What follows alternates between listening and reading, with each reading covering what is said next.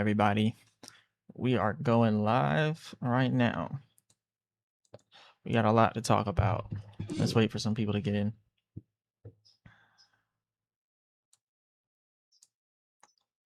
All right, what is going on, everybody?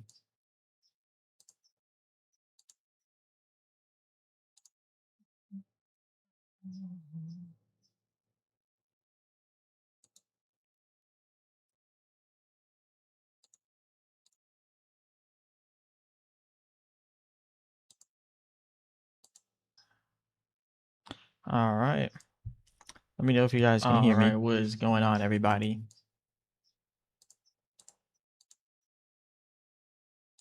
Let me know if you guys can hear me.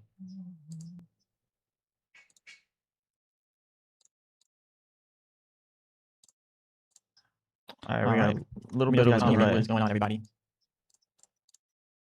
Let me know if you guys can hear me. All right, we got a little bit of a delay. Everybody. All right. So we're going to be talking about Bitcoin. We're going to be talking about crypto trading, all that good stuff. Shout out to whoever's in the live. But yeah, we are going to be covering this today. So waiting for some people to show up. Who we got in the chat? Who we got in the chat?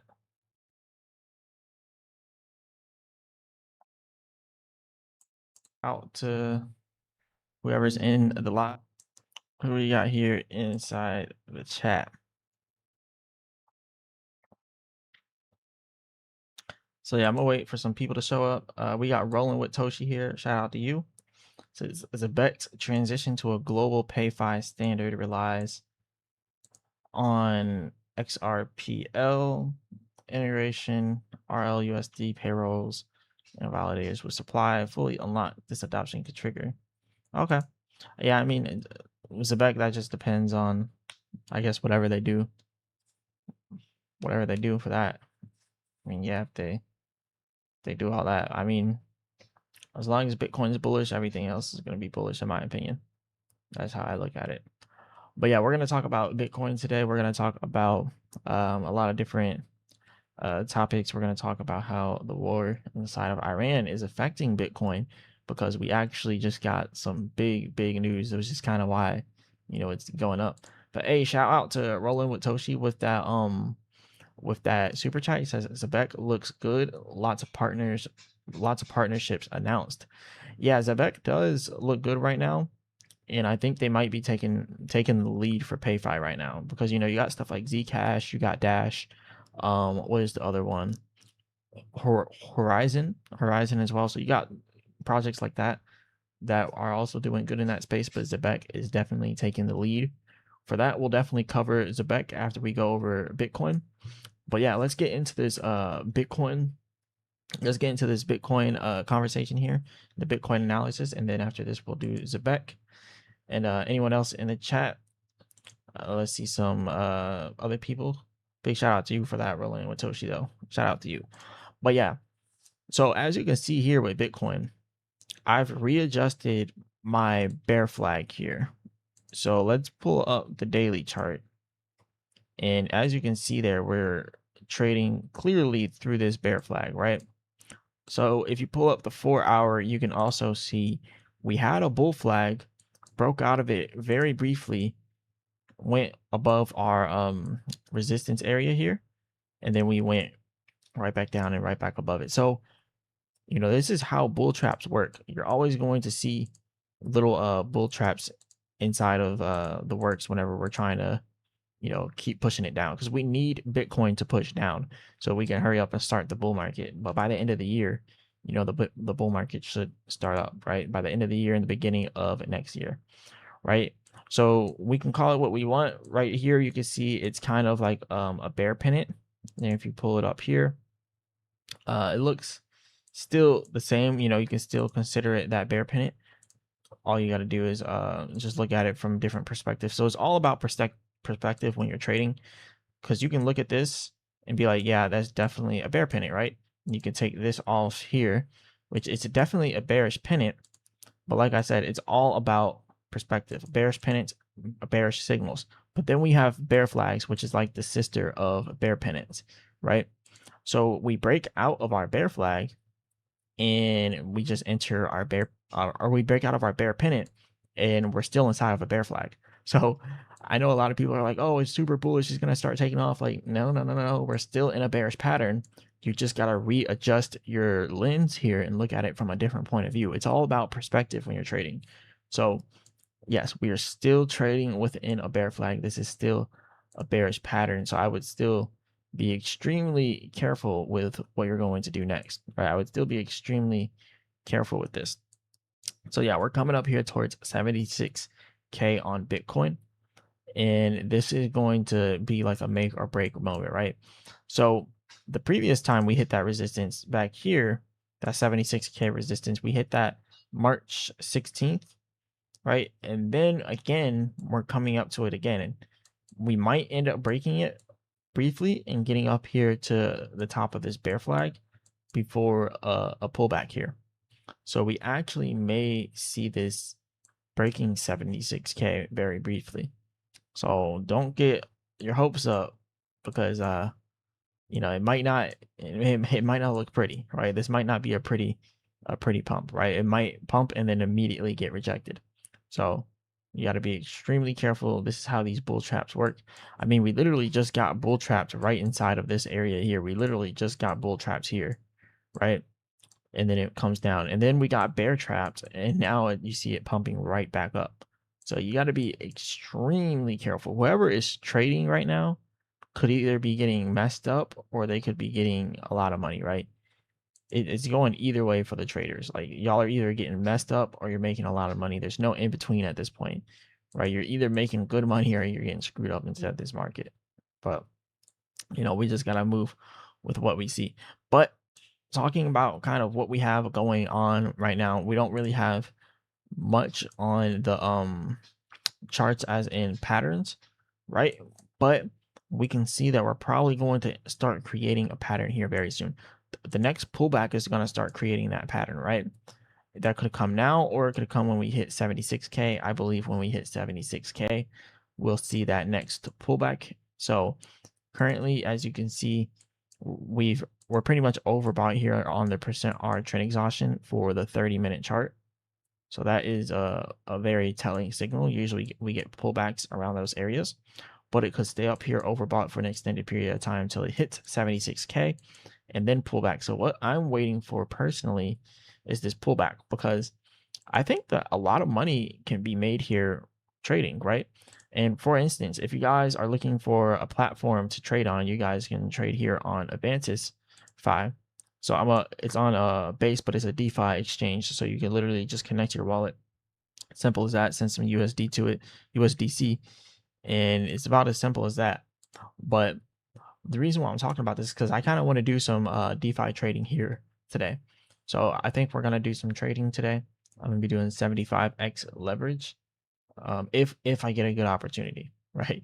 If I don't get a good opportunity, I'm probably not gonna end up trading today, right? But it has to be a super good opportunity. Like, it can't be some, it can't be some small little opportunity. It has to be a super good opportunity, right? And if we get that, then I'll end up trading.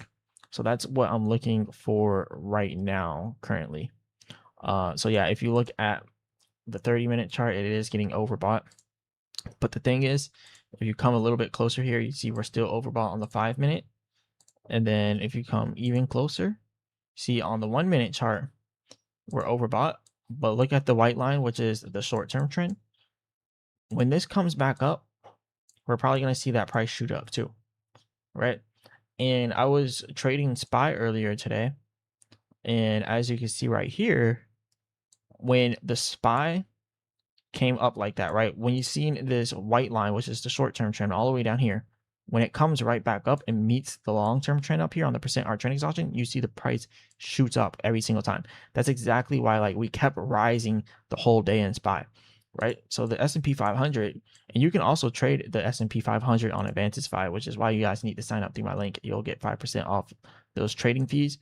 But if you look at it down here, you can see we literally entered the day pretty much at 677 on SPY, hit the bottom of this range, and literally followed this range the whole day up, right? The whole day it followed the range.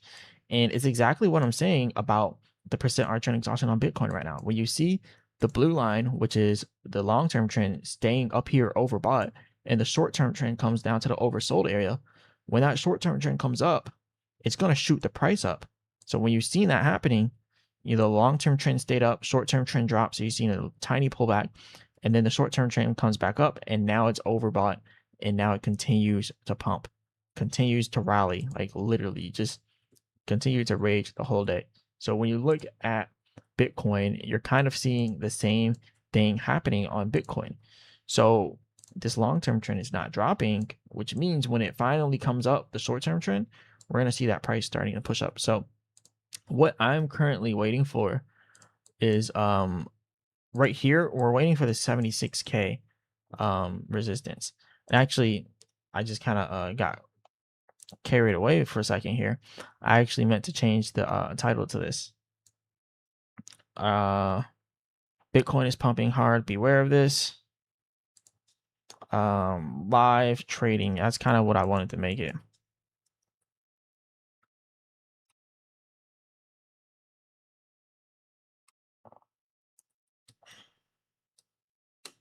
Yeah.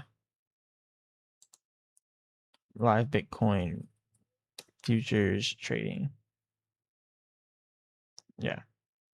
That's what we'll have right there. And I should probably change up my thumbnail. So yeah, ask me some questions inside the comments. We'll go over that together. Whatever you guys want me to go over, I'll cover for you. We'll do some live Bitcoin trading. We might trade some other stuff on Avantis Live. Who knows? So this is the platform I use to make my thumbnails.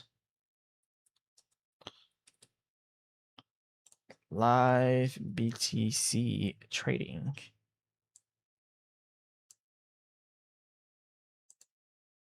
All right.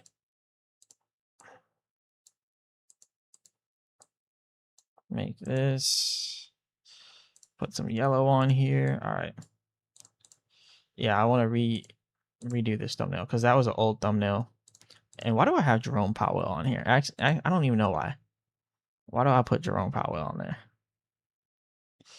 I already have some things over here. Yeah, so it takes a lot to do this YouTube stuff, man. I got so much stuff that I'm working on. I'm all over the place right now. I meant to put this thumbnail on, not the other one. The other one was old. All right.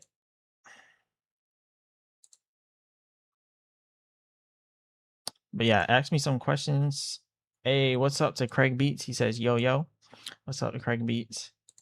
Yeah, so right now I'm trying to change the thumbnail in here because I actually want to do some live trading. So some live futures trading here on Avantis.fi. So that's why I went and did a new thumbnail. All right. For 1 second, I'm going to put this scene on. All right, y'all are going to see me for a second.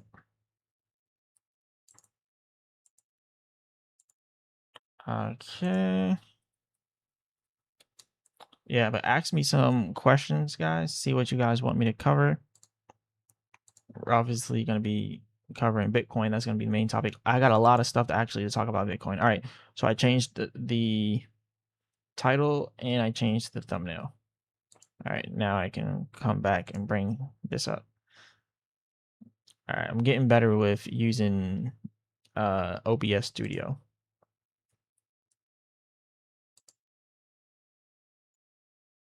Yeah. All right.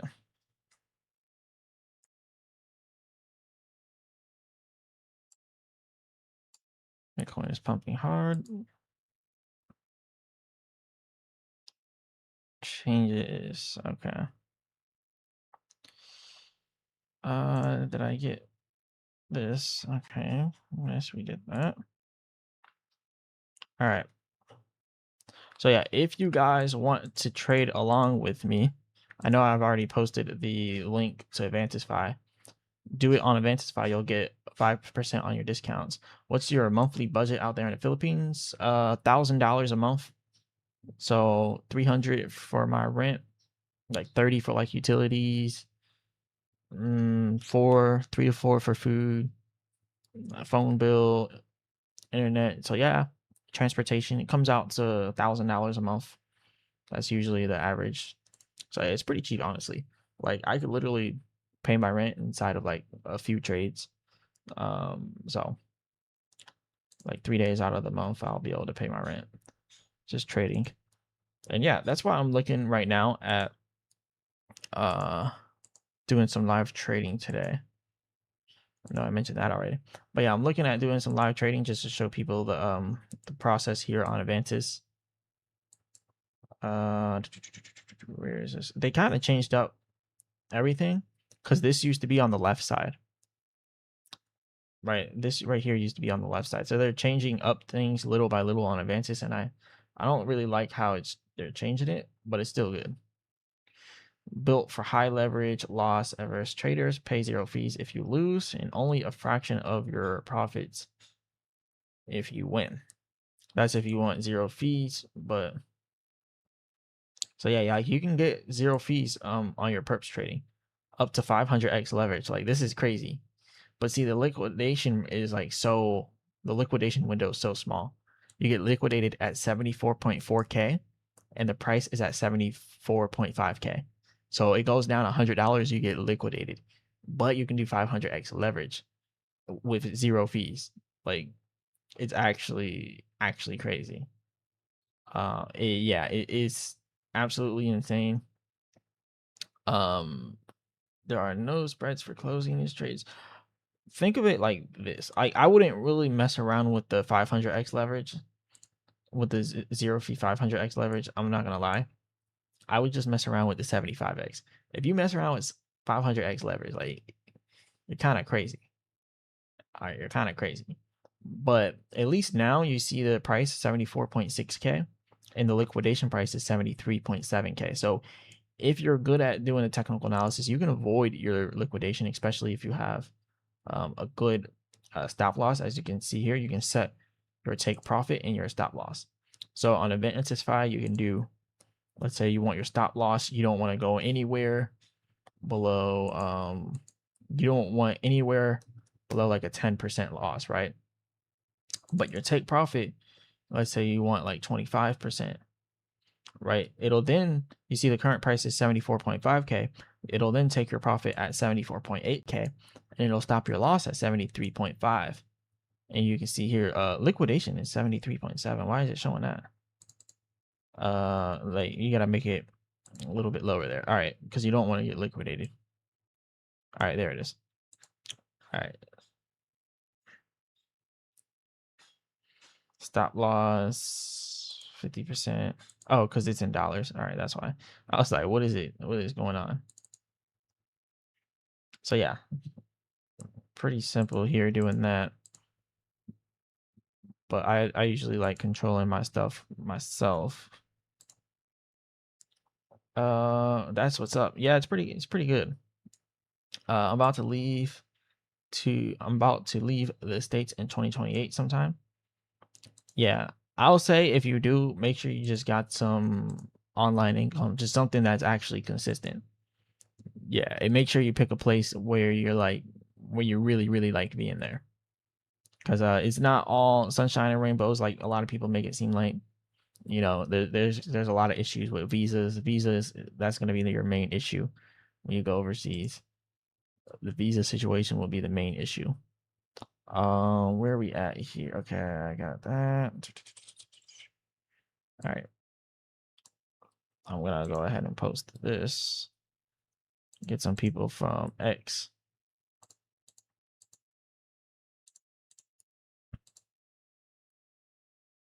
All right.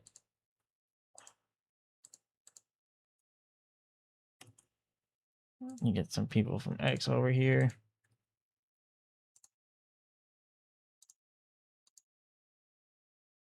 All right. We get that posted. This Velvet video did good on X actually. All right, so we got that done. So now the next thing I want to do, let's cover Bitcoin some more.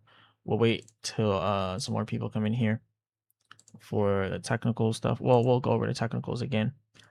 But yeah, one of the reasons why we just now had a pump, right, is because people are saying Iran wants, they want to deal with President Trump pretty much, which is false. They don't want to deal. Sandra, the talks here in Islamabad over the weekend were the highest level talks between the U.S. and Iran in nearly Islamabad for. So yeah, that's JD Vance going into Pakistan, isn't it? With Vice President J.D. Vance, which lasted more than 21 hours, Sandra. You led Iran's negotiating team here in Islamabad for talks with Vice President J.D. Vance, which lasted more than 21 hours, Sandra. U.S. officials say included in the final offer taken back to Tehran, 6 red lines, including opening the Strait of Hormuz without collecting tolls, ending all uranium enrichment, and dismantling its enrichment facilities, something the Vice President emphasized with reporters here. The simple fact is that we need to see an affirmative commitment that they will not seek a nuclear weapon and they will not seek the tools that would enable them to quickly achieve a nuclear weapon. Now, it's not clear when or where the negotiations will resume. President Trump just said Iran has called. Okay. So, and then when you look this up, it says, this is another thing. It says, following the start of President Trump's blockade, Iran is threatening to retaliate against ports in Gulf countries. So on one hand, they're saying Iran wants to negotiate, and then on another hand, they're saying Iran is ready to retaliate. So this is 100% confusing. But we've also got some good news coming from MicroStrategy. And for those of you that don't know, MicroStrategy is a Bitcoin treasury company. Mikey from me says, "What up, big bro?" Hey, shout out to you, Mikey. And then Craig Beats says, "Yeah, you have to leave the Philippines every 2 or 3 years, right? For 30 days or something." I think no, it's like for one day. Literally, I think it's for 24 hours. So with the Philippines, it's actually extremely easy for your visas. So when you come here from the US, you get 1 month visa free, which is 30 days. And then after that, you can extend it for 1 month. And then after that 1 month, you can then extend it for 2 months. And then each time you go back, you're extending it for 2 months every single time. So it's, it's like, I mean, it's pretty good. I'm gonna have to extend mine again soon, but yeah, it's pretty easy. Pretty easy. I'm probably gonna be going back to Thailand soon. Thailand is where the visa situation gets harder to stay for a long period of time. But yeah, in Philippines, it's not that hard. But Thailand, they make it a little bit harder over there. But yeah, MicroStrategy, they just now acquired a lot of Bitcoin. So it says, Michael Saylor said, Strategy has acquired 13,927 Bitcoin for $1 billion at 71.9K per Bitcoin and has achieved a Bitcoin yield of 5.6% year to date, 2026. As of 4/12/2026, we hold 780,000 Bitcoin acquired for 59 billion at 75K per Bitcoin. That's their dollar cost average. So I guess people are really bullish when they look at this. But yeah, this is pretty bullish for MicroStrategy. And this guy has probably one of the most sound analysis at this point, because this is exactly what I've been saying is happening. Ted here on X, it says Bitcoin had 4 deviations above a key level before downtrend last time. This time Bitcoin has 3 deviations so far, and in my opinion there could be one more. A pump towards the $75,000 level before the next leg down could happen. So yeah, I do think that, if we hit this resistance I was talking about, we should get a big massive push down. I think we're going to get bull trapped again. That's pretty much what I think is happening. And I think that is going to push all the way towards the top of our bear flag, right? So we might hit 77K, might even hit 78K briefly, like breaking out of the bear flag and then dropping back down. So we might hit 77 to 78K very briefly, and that's gonna confuse a lot of people. It's gonna confuse a lot of people. People are gonna get bull trapped. But I keep saying it. I'm gonna keep saying it over and over again that I think the bull trap is coming. Yeah, but yeah, we'll see. We'll see. We're coming up here on the 4-hour chart with that. Let's look at the daily. Yeah, the daily chart is actually a lot cleaner. Like we seen it happen last time where the percent R trending exhaustion, the short term trend was pumping hard, and then the long term trend just didn't follow it. Like the same exact thing that happened last time is about to happen again. It's gonna go up a little bit higher, but then it's gonna come right back down. And that is where I plan on making some money at tonight. Well, today. It's 7:56 a.m. here. I pretty much stayed up all night because I stay up every night because the market's open at night. So I sleep in the day and I work at night. And now it's morning time here.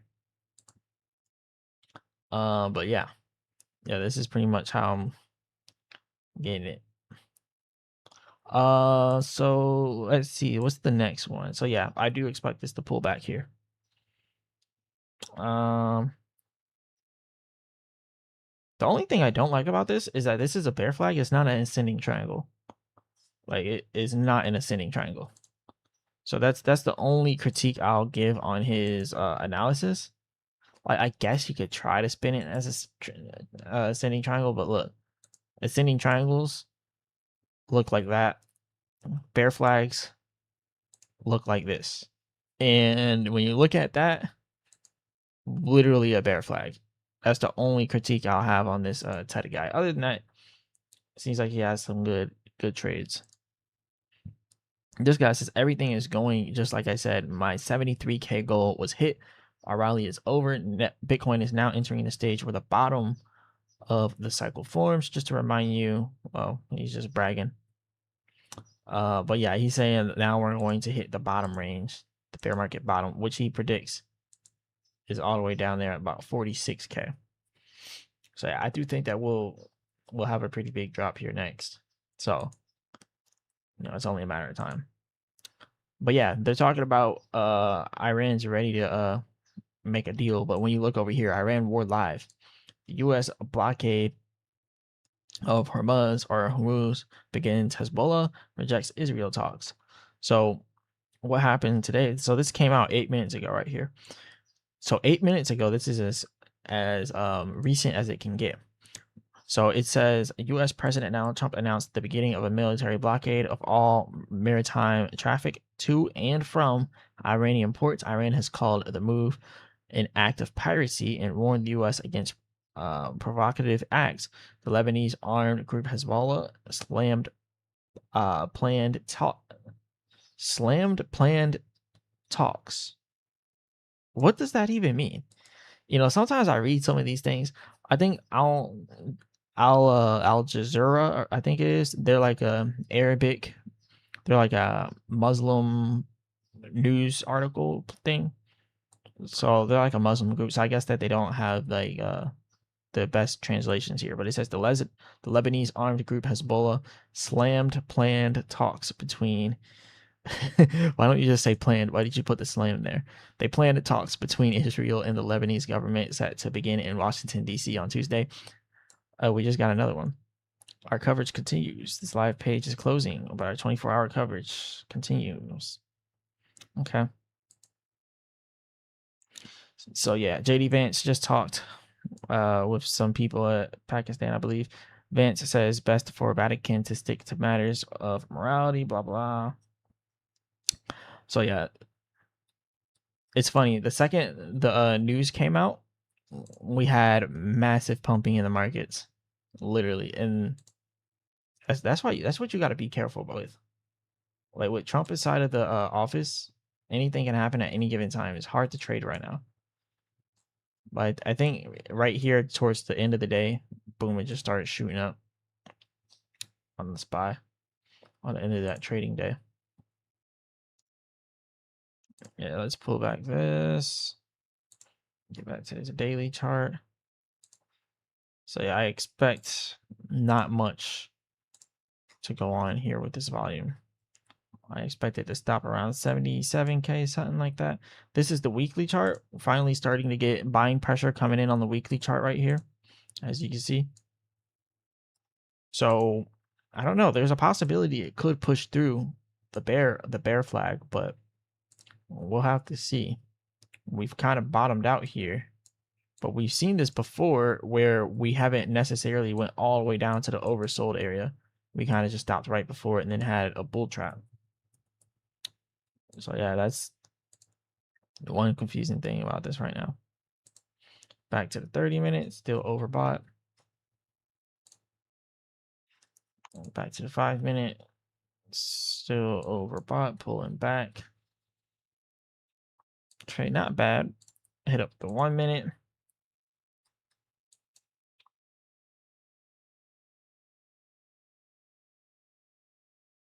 So according to the 1 minute, we have came down some. That would have been a good short right there, actually. Really would have.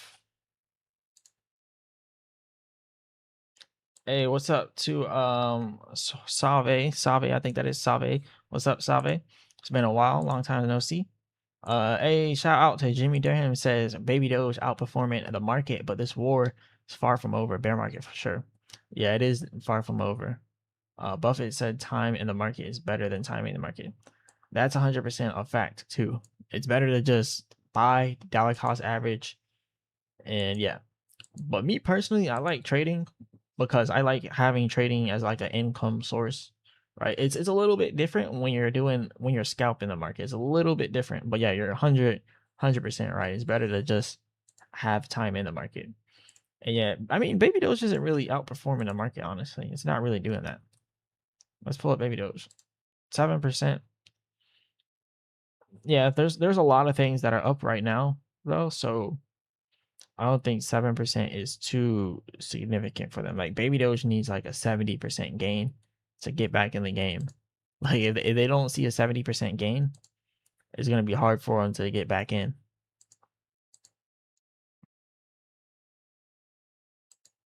Let me pull up 4-hour. Yeah, it's still trading inside of this bear flag here. Baby Doge is still inside of this bear flag. The resistance is gonna be at 8Z423. Or no, 8Z432. 8Z432. That's the resistance, the area that we got up there.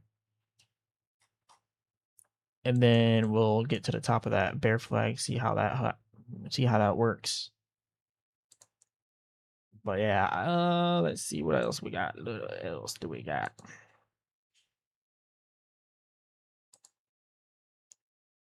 Yeah. Hold on. Let's see.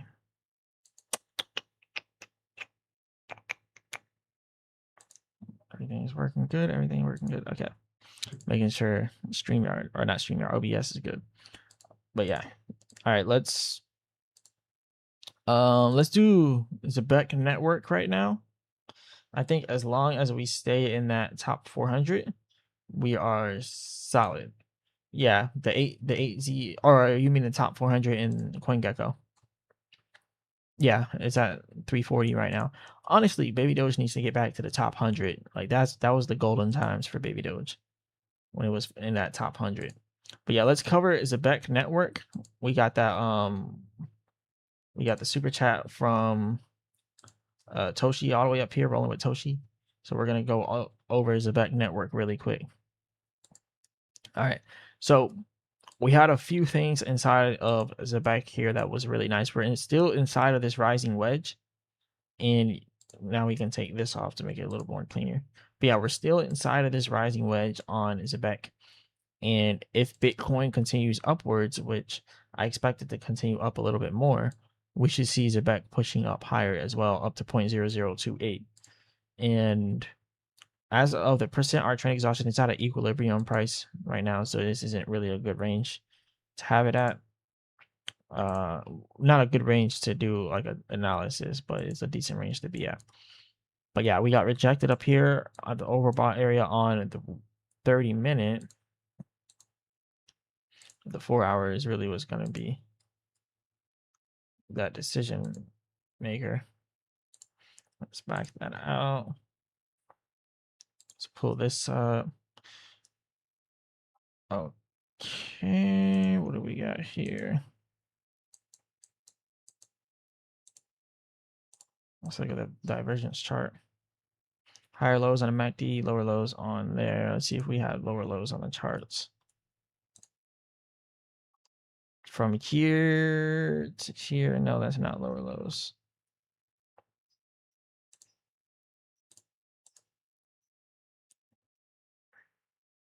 Higher highs.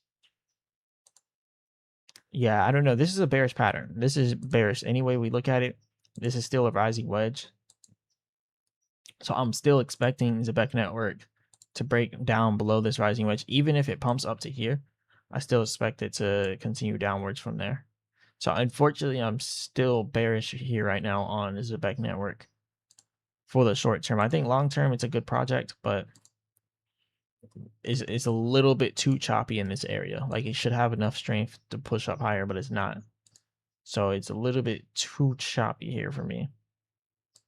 We're getting lower highs on the MACD, lower highs on the MACD, higher highs on the chart. So that's bearish divergence. So yeah, like we have a bearish divergence on here, lower highs on the MACD, higher highs on the chart, which is giving us bearish divergence for Zebec Network. As you can see here, it was creating higher highs. So yeah, unfortunately, I think Zebec is about to have a pullback here. And the first area would be here at the support for the Fibonacci. And that is at 0.0022. So we're looking for 0.0022. Then if that breaks, then we're looking for 0.0014. 0.00145. Yeah. Bitcoin is currently going up. Or do you think it could drop back down to 50K? 100% actually. I think Bitcoin drops to 50K pretty soon. So what I'm looking at here on Bitcoin, I know you just kind of showed up a little bit late here. I'm gonna have to pull up the 4-hour at least for this. So what I'm looking here for Bitcoin is for it to push. Actually, the daily chart is probably better to show you. All right.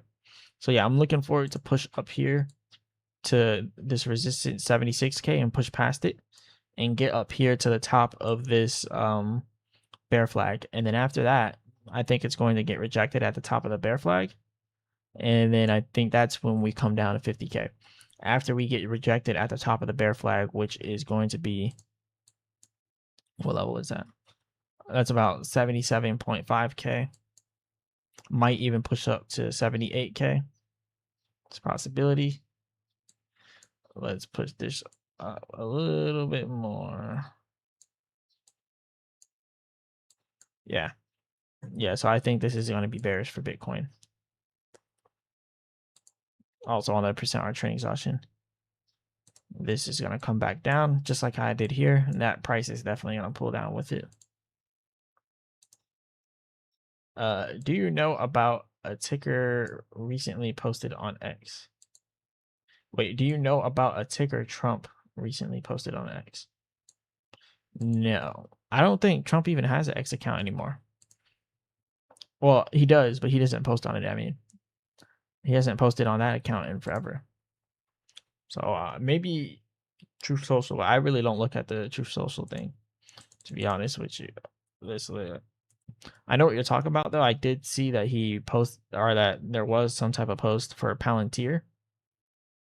It was PLTR, I believe. But yeah, other than that, I don't think he posted on X right now. Yeah, he hasn't posted since February.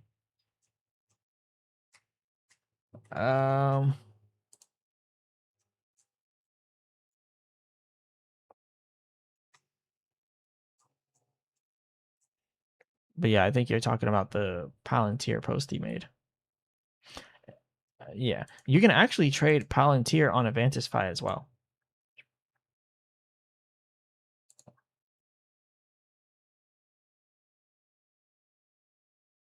somewhere here. Let's type it PLTR. Oh no, you can't trade Palantir. You can trade it SPY on Advanced SPY though. Yeah.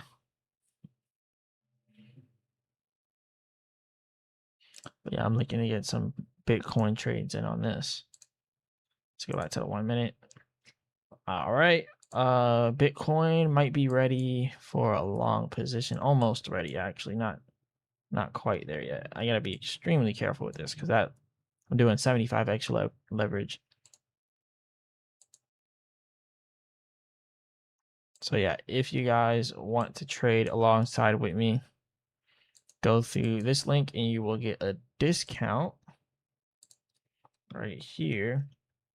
A big shout out to Salve CH with the 10 Canadian super chat.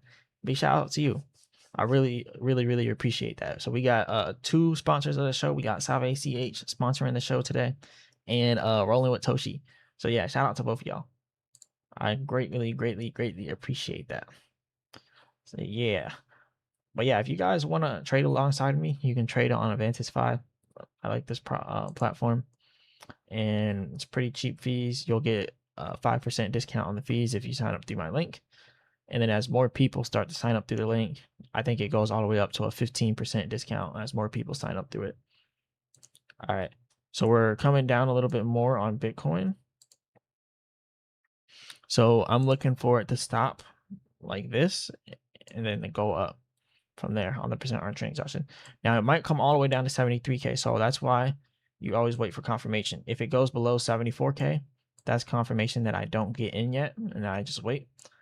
But let's say it goes down and it goes above 74.9. This is confirmation to get in. So this is my confirmation to get in. This is my confirmation to wait if it goes below there. So that's how I'm doing this right now. Because then if it breaks this right here, then I know I can just short it. But if it goes up and then it breaks above here, then I know I can go long. So let me actually do it like this. Let me just do a drawing. Boom.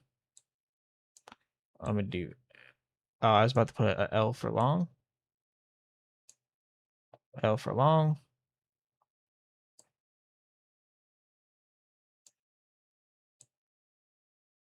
And S for short. So yeah, go above here, long, go below here, but shorten. All right. That is the strategy for today. And I'll be using, I'm not trading with a lot of money, so don't think I'm like trading with big money out here. I'm only trading with a small position size. So yeah, I'll be trading probably with, yeah, just do the whole $85 I got in here. And then 75x leverage, so it's trading like 6,159.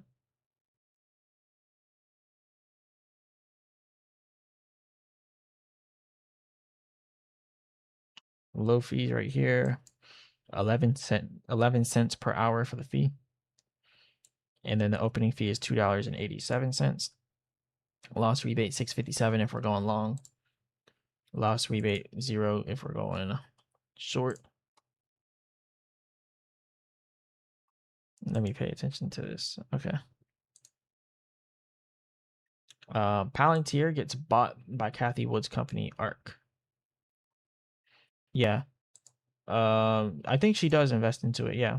Actually, pretty much every big ETF has Palantir in it because they're like the biggest war stock.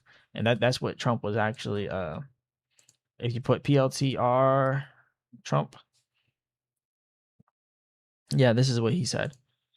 He said Palantir has proven to have great war fighting capabilities and equipment. Just ask our enemies. So yeah, and they're making all the war stuff, which is why they started to kind of go up.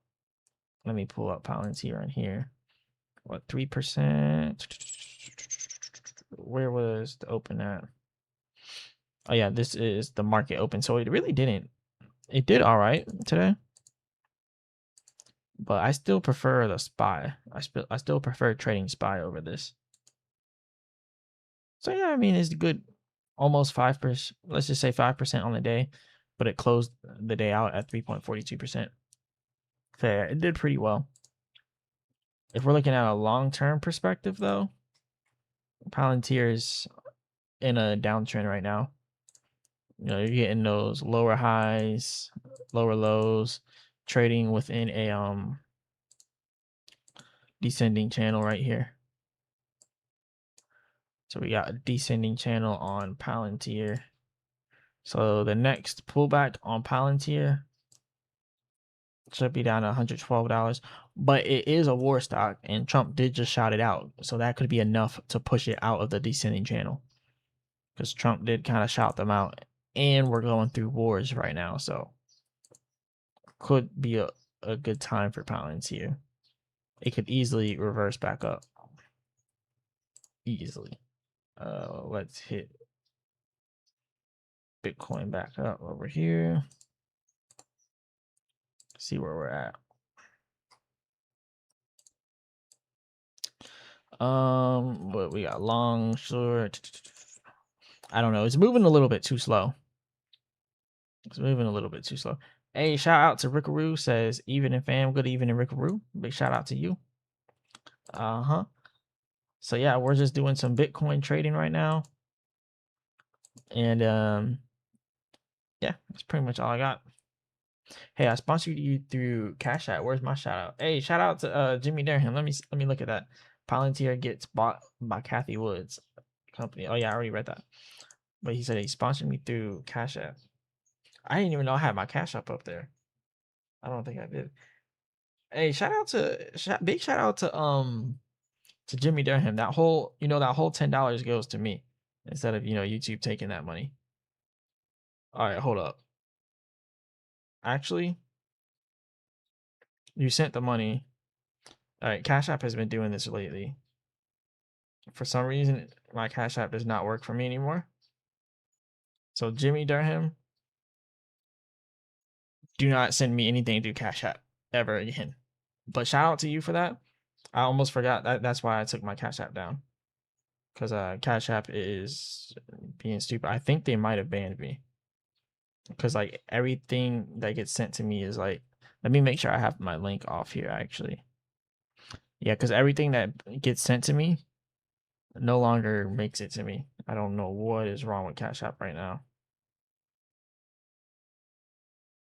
All right, that kind of pisses me off, Cash App. Like, I got your confirmation through the email,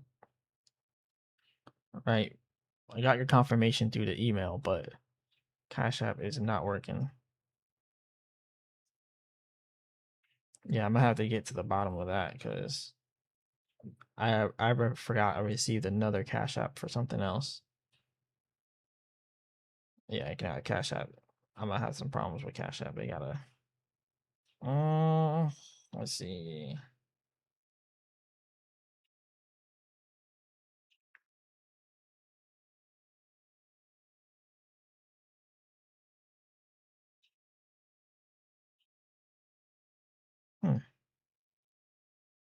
Yeah, it's doing the same thing.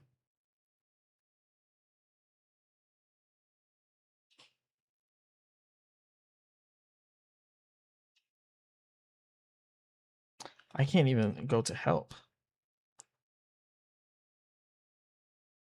And then it just says Cash App support is currently unreachable.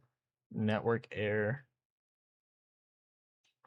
That's actually some BS right there. All right, I'll do this off of while I'm off stream, but yeah, Cash App is being very annoying.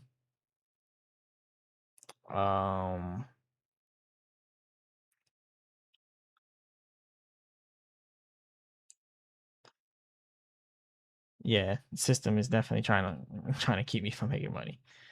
General Dictator says, shout out for me. I mean, let me see that super chat. But I guess, yeah, shout out to you, General Dictator. I don't know, you might have sent me something, but nah, I don't see anything else on here from you. But yeah, Cash App, I'm gonna have to have some words with Cash App because this is the second Cash App that I've received that I have not been able to get access to.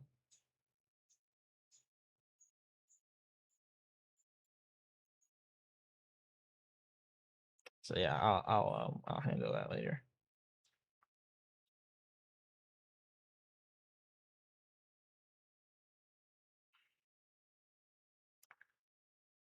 Okay. But yeah, we got General Dictator up in here. Let's see what we got here for Bitcoin. Yeah, it's moving kind of slow. I don't know if I'm gonna take this trade. It should be moving faster than this. Maybe I just gotta be a little bit patient. Head and shoulders pattern here. Shoulders, head, creating another shoulder. So that should be coming down here. It might continue down, so it might be a short that I'm doing. And for those that don't know, here's the head and shoulders pattern chart. Bearish signal. Bearish signal. Let's see what happens.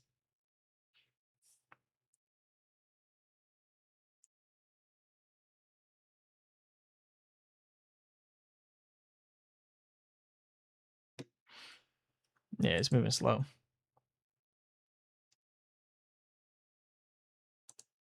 All right, what we got here?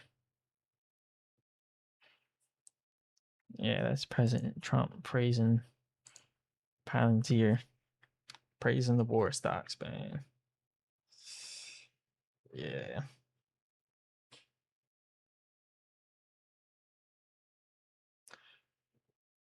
I might have to delete the app.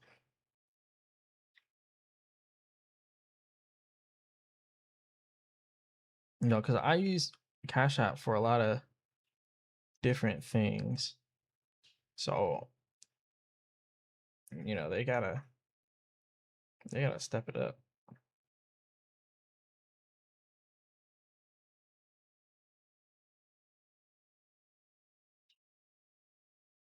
All right, what are we doing right now on Bitcoin? All right, still not there yet. All right, so I might not be taking this trade, guys. I know I'm being a little impatient here. But the reason why I'm saying that is because if it's moving this slow on the way down, and let's say it starts to drop below here, it might bear trap people and then just pump up. So if it's a short, I might not take it even if it's a short. I might only take it if it's a long. Because the long, I know if it gets above the previous all-time high, well, not all-time high, but if it gets above the previous high, I know at least if it's a long, then I can take it on the way up. But if it goes below here, it might bear trap people. It might bear trap people. The momentum was too strong on the uptrend, and now it's moving super slow on the downtrend, which is kind of making me think that this is going to be a bear trap here. Called momentum trading. And yeah, and it's overbought, so it might stay up here for a longer period. So we'll have to see. We is gonna have to see.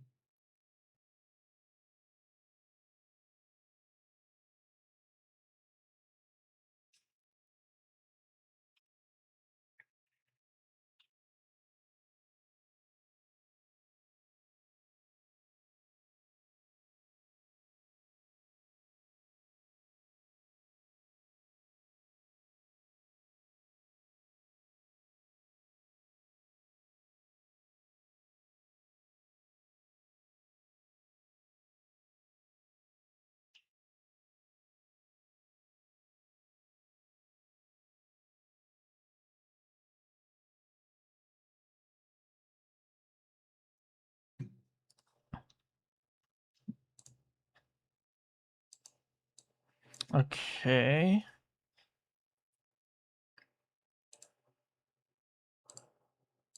Let's get them 1 minute back up.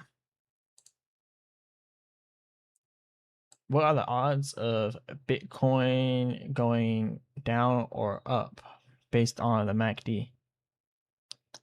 So if we're just, let me know which one you want, what you're talking about, like the 1 minute chart for the short term, or like the daily chart for the long term.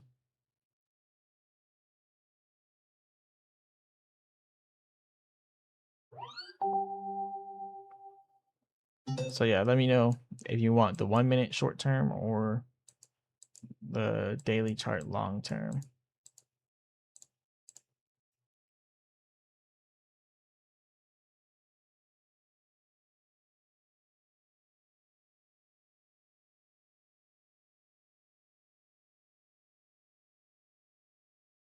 Daily chart. Okay. I'll look at that in just a second.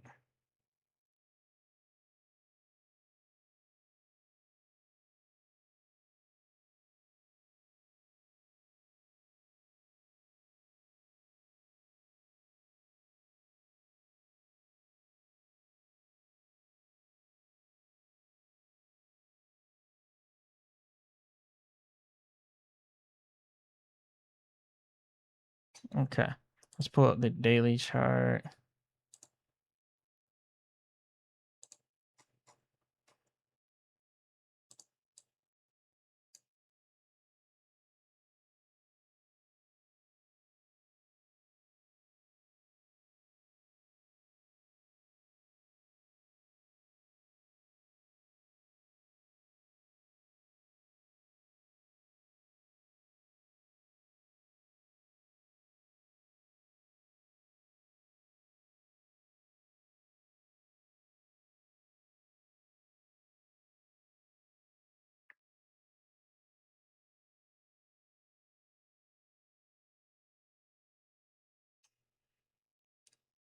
Okay.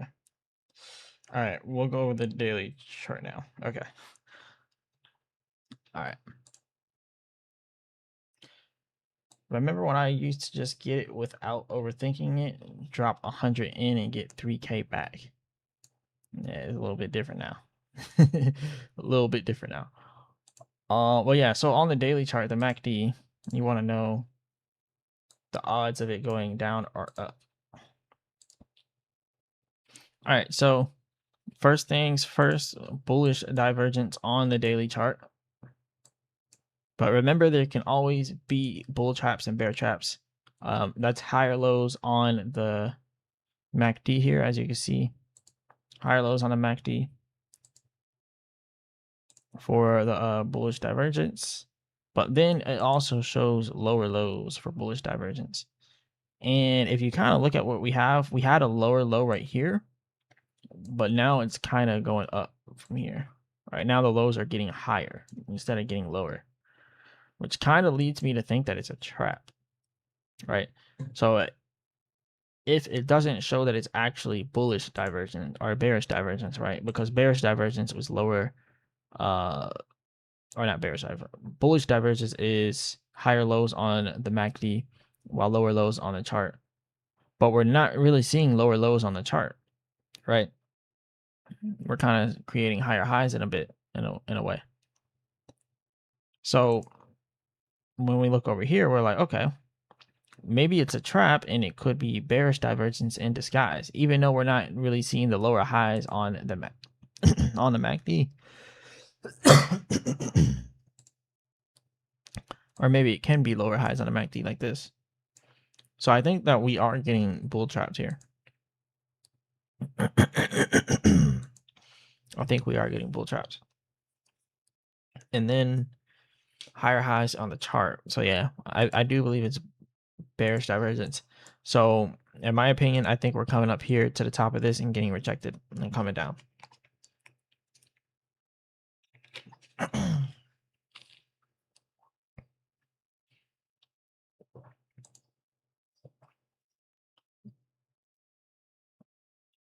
Yeah, that's just how I see it.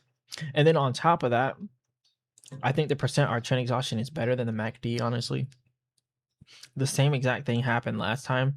Short-term trend came back down because the long-term trend didn't follow it. And the same exact thing's happening again. And we do know that it could happen twice in a row, just like it happened here. Short-term trend went up, but the long-term trend didn't. The blue line down here is the long-term trend. Since it didn't follow it up, the price just ended up dropping when the short-term trend dropped back down. So I think this is a trap. 100%. 100% think this is a trap. But yeah, I'm waiting for this. See what happens on this. Um, let me get a better line here.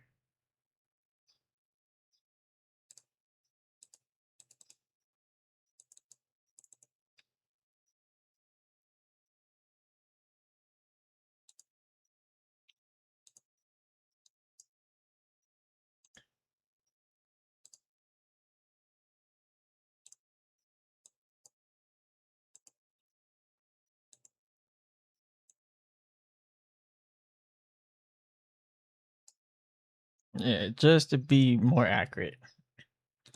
All right. That line was looking crazy. Thanks, bud. Yep, no problem, no problem. Yeah. I think I might be a little bit delayed on the stream. It's all good though.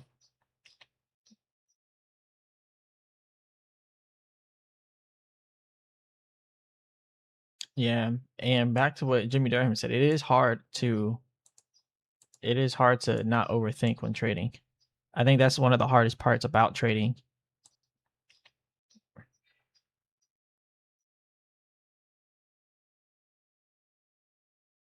Yeah. Oh, we're dropping.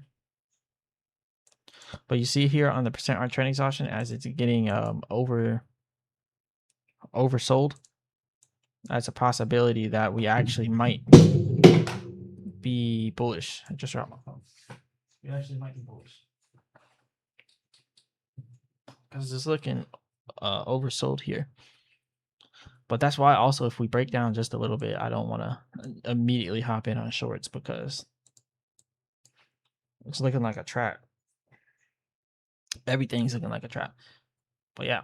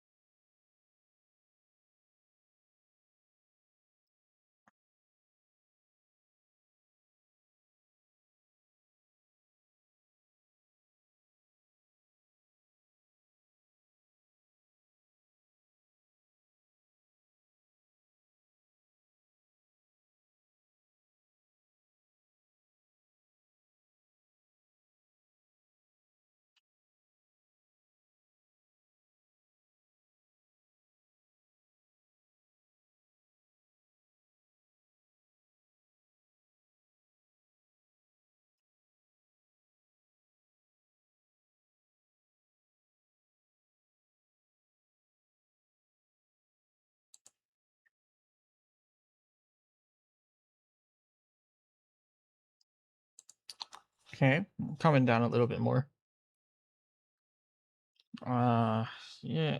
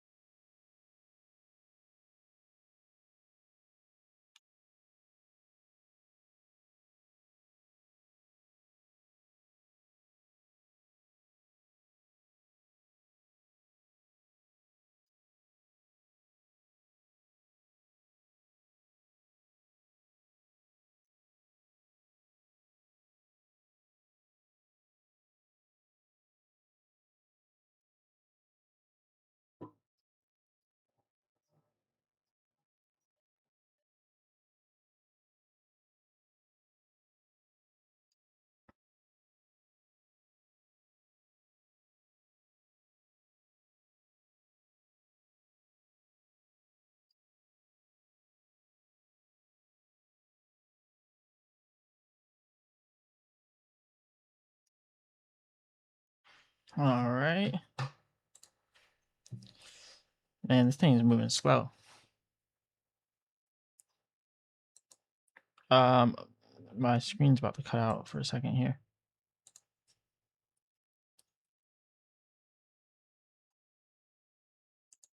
Just 1 second, we'll be right. I'll have it right back up.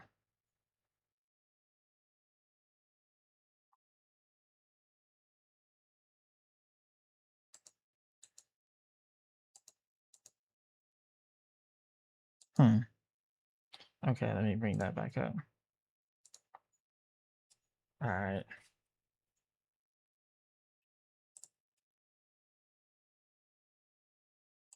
So what do you guys think is about to happen here on Bitcoin next?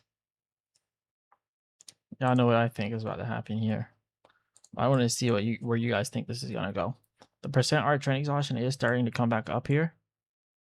So that is definitely looking decent. If you guys want to trade alongside of me, we're gonna do where is that? Okay.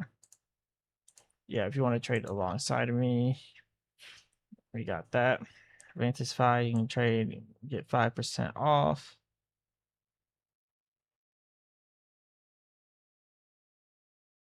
$80K soon. Then we see 80K. That's right at the Fibonacci resistance. I don't know about 80K. I don't know. It's a possibility though. It's a possibility because if it breaks out of this bear flag, then we go up to the Fibonacci. Let me actually pull up the daily chart. Yeah.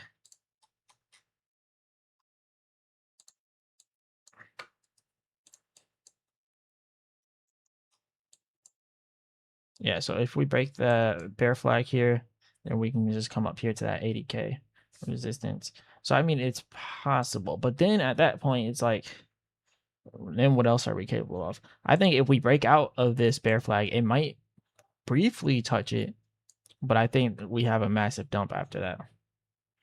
That's kind of where I'm at with it.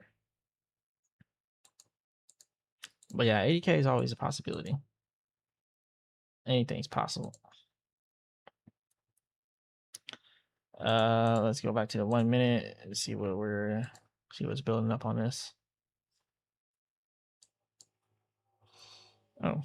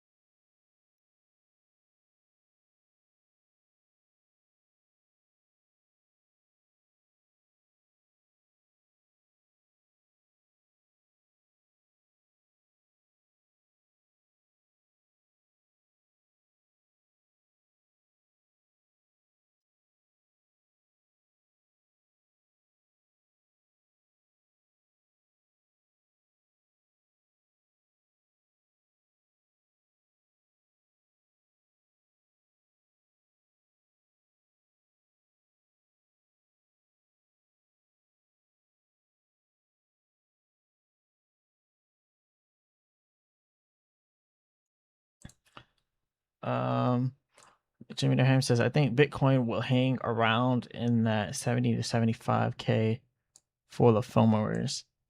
Yeah, I mean, it's been in this range for a while, though. It has been in this range for a while.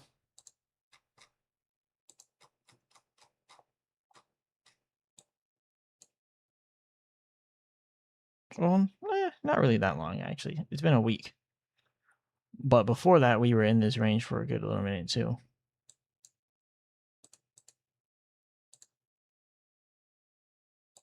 I don't know.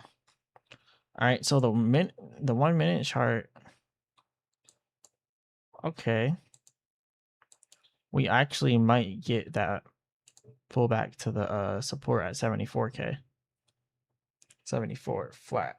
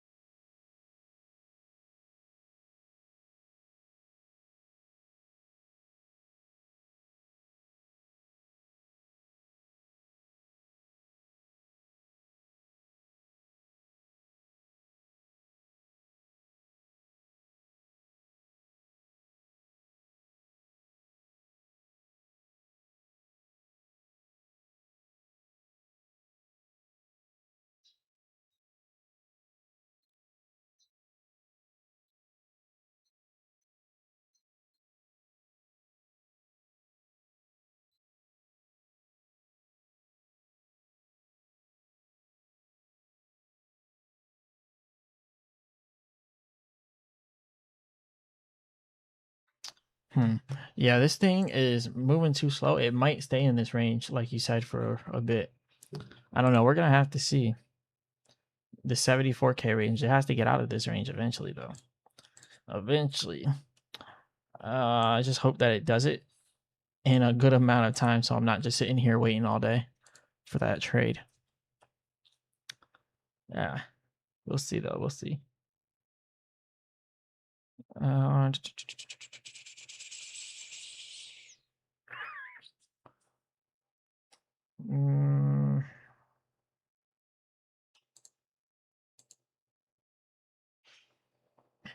What's the best way to get started with leverage? I never did it. So the best way, if you haven't started with leverage, I would start with small amounts of leverage, right?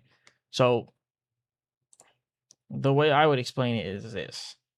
If you do 75x leverage, Bitcoin only has to go down by $800 for you to get liquidated and lose everything, right? So if you do it this way, and you always want to do a limit, or well, you can do a market or a limit, but it's best to do a limit.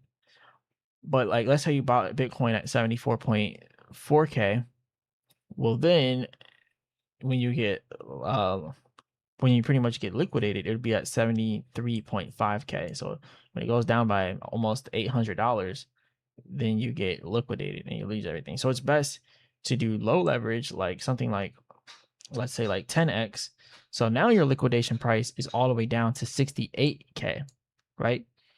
And then do like a small amount, like $100. Now you're not gonna make as much off of this because when you look at the actual leverage, like, you know, it's a very low amount. It's 10x, so it's trading almost as if you had $1,000. So it's like you won't make much off of it, right? But let's say you're trading with $1,000 10x leverage. Your liquidation price is still at 68K, and the Bitcoin price currently is at 74.4K. So if you are almost certain that you're about to have a big move, let's say to the upside, and you long it, then you don't really have to worry about that liquidation price all the way down there because it's far away. It's at 68K, and you're sure, and if you're sure it's going up, then you know that's a good sure way to make a lot of money. But you just got to be careful with doing a lot of leverage, right? Because then now you run the risk, like I said before, of like getting liquidated. And you don't want to do that. You don't want to get liquidated. It's not a fun time to get liquidated. But yeah, a lot of people mess up on that. So let's see.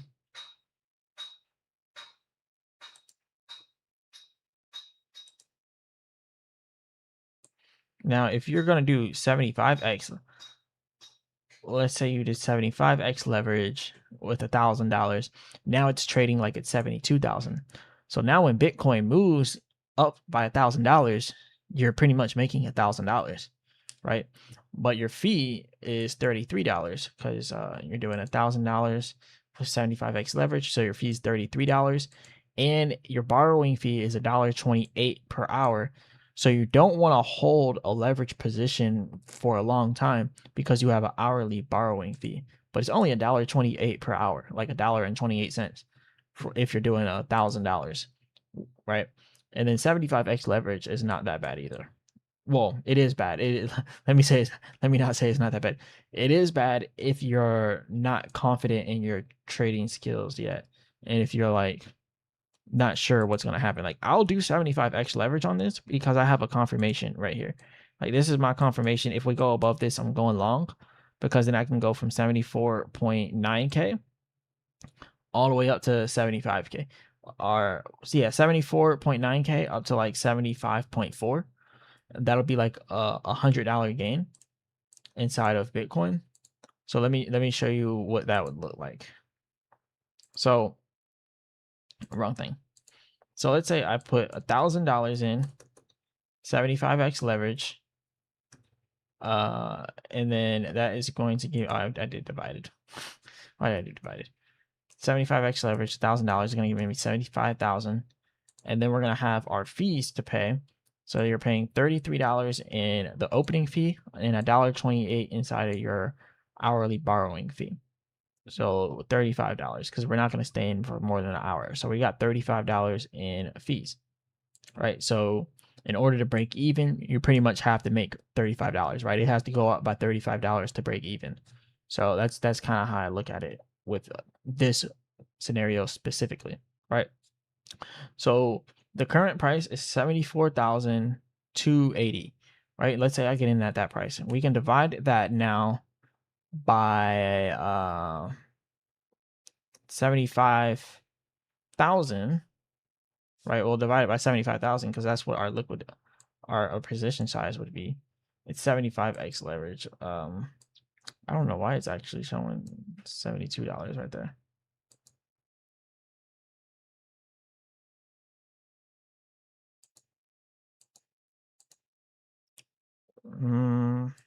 It's not going to show exactly 75 for some reason. But yeah, so we can't do 75,000. We'll do 72,468. That gives us 1.02 Bitcoin, and then we multiply it by our target price. Let's say the target price was up here at 74.8 or 74.8K, yeah. So if our target price was at 74.8K, we can then multiply the amount of Bitcoin that we have with our leverage by 74.8. And now we went from 72,000, remember, we had $72,468 all the way up to 76,670. And yeah, I think that is the right math right there. Let me redo this. So we have $1,000 for 75x leverage, and then the position size would be 72,468 divided by the price of Bitcoin. I actually think I did that wrong. 326 or 320. So this is the new price of Bitcoin. So yeah, I did that slightly wrong.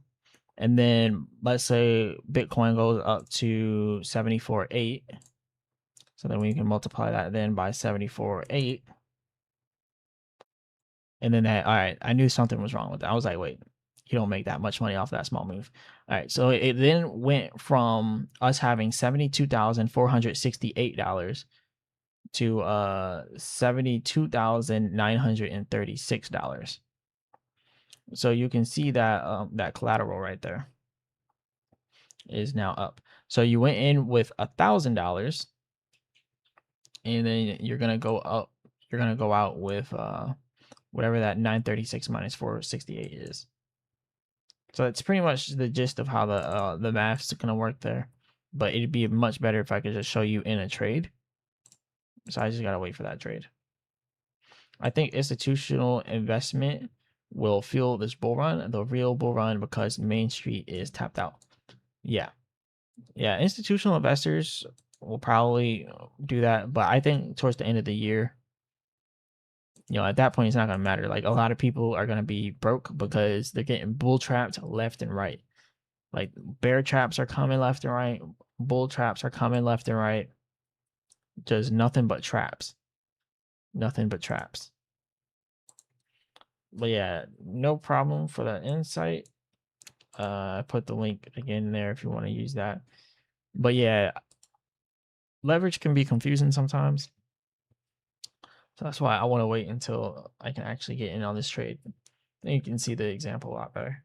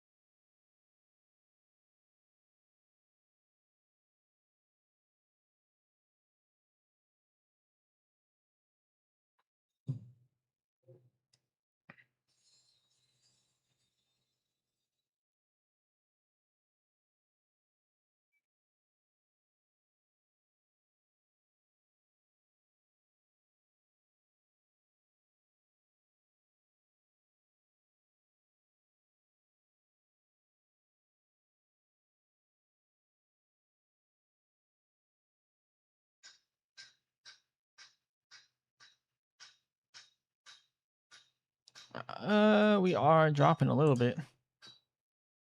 Will alt season ever happen again, or will it just be select alts? No, I think it's only going to be select alt now, especially because like what Jimmy Durham was saying, the institutional investors, they've literally changed the whole landscape of crypto. So now it's like whatever project the big institutional investors choose, that's probably going to be what starts to go off now. Like I don't think it's ever going to be like a full on alt season. So yeah, unfortunately, if you missed it, you missed it. I don't know what else to say, but yeah, if you missed it, you missed it, because it's not gonna ever be the same. This is gonna be select alts, and yeah, the bull markets are probably different too. Like everything all together is different.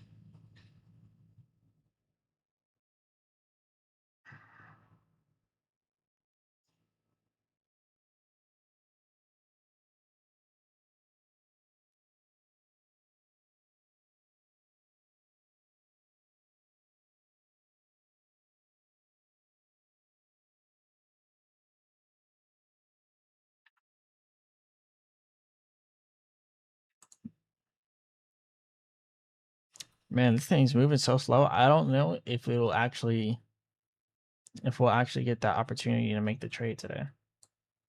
Will be tough for new retail then. Yeah, a lot of them, they're gonna think that things still operate the way that they do. A lot of people are gonna get burned. So yeah, people are gonna get burned left and right. Uh, yeah, I'm gonna be back. 1 second. I'm gonna leave the screen on so you guys can watch this. I gotta check something real quick. 1 second. 1 second. Oh, wrong one.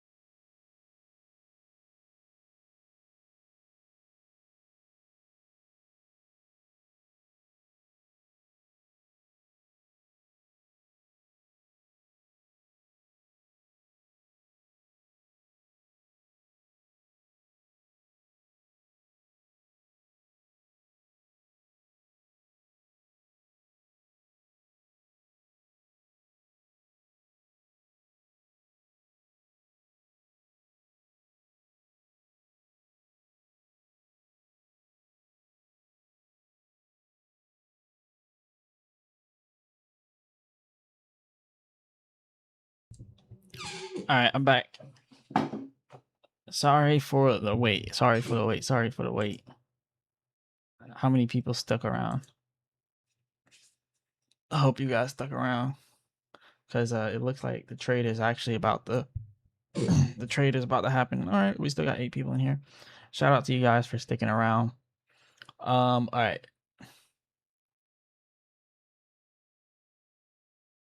Oh, we got a lot of comments in here. I wonder what will drive new retail to come in. New retail will come in probably once the bull market like is nearly at its peak. Like literally retail buys at the top. So at the peak of the next bull market, that's when. Jimmy Diamond, we have to be wiser. We have a history of mathematics and astronomers with pyramid building genetics baked in. Yeah. I mean, it might not be humans that created the pyramids. I mean, let's be honest. I mean, it might be aliens. Like, and some people said they weren't aliens. They were the demons. They were the giants from the Nephilim. They were the giants from the fallen angels that had the kids with the humans, and then they created giants. Hey, I'm just saying, Book of Enoch. There's a bunch of whole different stuff. We might not have created those pyramids. Are you going to cover Rave? Yeah, I can cover Rave. We'll cover that in a moment. I'm gonna make a whole video about that actually. Seriously though, what are you gonna do? The 10,000 to 100,000 challenge. That is still inside of the works. Oh, looks like we're testing that support. We're testing that 74K support right there. But yeah, that's still in the works. So I'm still gonna be doing that, but I don't know. I didn't want to put it on, on YouTube, but I guess I'll have to do that. I'll have to, because I did say I was gonna do that. So I don't know. We're gonna see, because the way the market started to go, like it's at this point, everything has been dumping so much, so it's kind of hard to 10x your money inside of a bear market. So right now, I'm just focused on like small, consistent gains, But in order to do like a 10x, like you gotta take some big risk, some really big risk. So I've just been doing non-risky small trades, pay them bills. But yeah, we're gonna talk about Rave. Rave, the Binance crime coin. Yeah, Binance coins are looking like scams. Yes, Matt Roy, Rave did like 3,700% crazy. I made a few bucks today on it, but figured it was going to dump. I wish my coins pumped like Rave did. What does your gut tell you? If Avantis hits like Rave, I'm set. What's Rave? Use cases. Logic tells you you're supposed to sell out at the top of the spike, but if you think it could go higher, probably a bad idea. Yeah. What does your gut tell you? So yeah, let's actually break down Rave. Let's break down Rave. I'll make a whole separate video on it. And Bless, I've talked about this coin before, and it's up 165% in the last 24 hours, 300% in the last 7 days. When I talked about it though, I'm pretty sure it was more like up here. So it pretty much dumped and now it's back. Let's see. Where is Rave? Rave down 1.8 billion. Yeah, Rave has been doing some big numbers, which is kind of why I've been scared to make a video of it, because I just feel like this project it's gonna screw a lot of people over if they keep buying up here. But I didn't want to make a video around here and be like, don't get in, because then it kept going and kept going. I'm like, people got to make their own decision for these ones. Like with Siren, I could immediately see that Siren was a scam. And then there's people like telling me like, no, it's not a scam, blah, blah. Now Siren is a scam. Rave looks a little bit different. So, but we're gonna break this down. So it's on multiple blockchains. It's got Ethereum, all that. The future of on-chain entertainment. This is like a rave, like you're in a rave, you're in the UK or garage rave, man, whatever you want to call it, right? And I guess they're like, we already kind of know what it stands for, but I don't know how it got as big as it did. Like, there's no reason that this thing should be worth 1.8 billion in market cap. There's absolutely no reason whatsoever. Like, this is not a 1.8 billion market cap coin. So the main thing I like to look at when I'm seeing if there's scams is the holders. They got 1,000 holders recently. It's out the blue. Well, that's because a bunch of people have been seeing it pump. The holders is extremely big with this. The Genie distribution score, which is the distribution between wallets. There are 6 holders who own at least 1% of total supply. Okay, not that bad, I guess. The top wallet is 76% of. Look, when I see stuff like this tells me the devs hold everything. 76%. Like, that's one of the things where your shoulders, they just drop. Like, really? Y'all thought it would be good to own 76%. So 33 million dollars 39 hours ago was sent here. Another 33 million 39 hours ago sent here. And it just so happens to be the same wallet that 33 million was sent to 50 days ago and 82 days ago. Same exact amount. Mind you, that same exact amount. 144 days ago, $5.7 billion moved. This thing is sketchy all the way around. It was sketchy all the way around. So yeah, I got a whole video I'm gonna do on Rave. And then all the money went into this wallet pretty much, and it's just kind of sitting here. $716 million. The devs sent $716 million to this wallet. This is what you call wash trading, and what they pretty much do is they wash their transactions to where it's no longer trackable. Like, you can see, I can't track these wallets.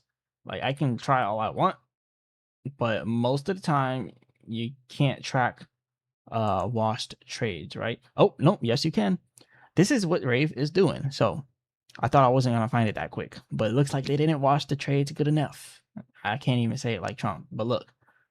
8 hours ago, $7,000 sold. 7 hours ago, $67,000 sold. I bet you this one has the same exact breakdown. BitGet, they sold the BitGet 7 hours ago, and this is all coming from the dev wallet. $224,000 sold. 8 hours ago, $374,000 sold. They are washing their trades and they're scamming everybody. They're literally doing wash trades. So I'm actually surprised I found this as quick as I did, but they washed the trades pretty well. So $1 million was pretty much sold out of here. Binance Deposit, they sold 374 million to Binance.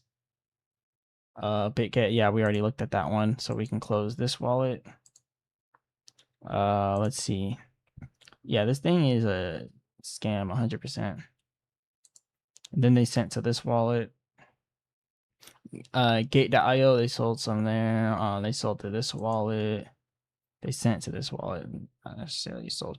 Oh, yep, they sold some to BitGet 29 minutes ago, $43,000. 35 minutes ago, $11,000. 1 hour ago, $233,000. 1 hour ago, $74,000. Whenever you see a outward transaction going from the dev wallet to another wallet, then to a centralized exchange, that is what you call a scam. That is what you call the dev literally rug pulling and dumping and selling to the exchanges. And as they sell to the exchanges, retail traders then buy from the exchanges after they have sold and dumped on them to the exchanges. $100,000 2 hours ago, $78,000. If I keep going on and on this one wallet, you're going to see over $1 million in transactions within the last 24 hours. $33,000 2 hours ago. 3 hours ago, $170,000. $47,000 3 hours ago. $127,000 3 hours ago. $74,000 sold to BitGet 3 hours ago. $37,000 3 hours ago. $42,000, $164,000. Let's keep going on this one wallet. This wallet, they're dumping hard. $131,000, $112,000. And look, they keep sending money to the wallet, and then they immediately send it out and sell it to BitGet immediately. A little bit to the Burn wallet, a little bit of it. What? How is their money coming out of their Burn wallet? Yeah, this thing's a scam. It says null. this is the original, like the dev. I guess they're not even using a burn wallet. They're not even using their burn wallet. Why do they have access to their burn wallet? Why is their burn wallet still accessible? Like, why is it still accessible? They should not be able to take money out of their burn wallet. This is not right. Because this is the wallet that's used. Like, look, $5.7 billion. 144 days ago, $5.7 billion. They washed their trades pretty well. And this is the main dev wallet with 5.6 billion. It has everything in it. And they're still dumping on people's heads. Just dumping on them hard. Heavy. Yeah. Be careful with this. Let's see what you guys are saying. Are we? Oh yeah, wait. What does your gun? The dump will be stupendous. Oh, okay. LOL. Haha. Crime is the reason. Yeah. Rave has hit its peak. So if you're not out now, definitely start planning your exit. Right? I would say right now it's probably a good exit. We could actually look at. Oh shoot. I knew I was gonna miss that looking at it. I could have actually gotten in on some longs right here. We broke very briefly and then we went up. It's all right. I missed it, but I missed it for y'all. I missed it for the people. So I'm gonna go over Rave. I'll make a full video on Rave. I was hoping I could have caught that hit on the support. I knew it was gonna go up, but I was so focused on Rave. All right. Let's go ahead and cover this. Hopefully, I'm gonna be able to get in on another position on Bitcoin.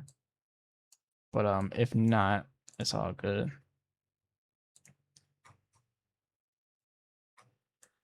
All right, pull up the 30-minute. Take it from the swing high on the Fibonacci's to the swing low.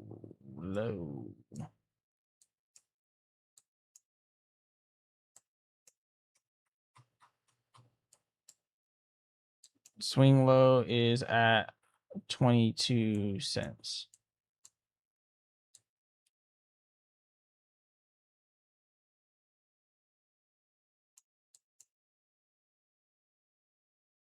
All right. So let's see if we got the Fibonacci's right. Yep.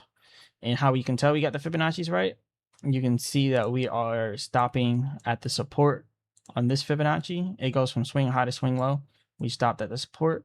A little bit off, tiny bit off, but we're good. All right.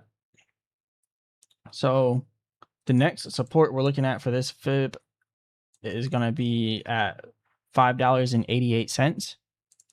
So if Rave doesn't take off now, it goes down to 588. Now, 30-minute looks like it's kind of curving, almost like it wants to go back up. But we need a definite answer on that. We can't just judge it by that. Got a good amount of selling pressure on the MACD.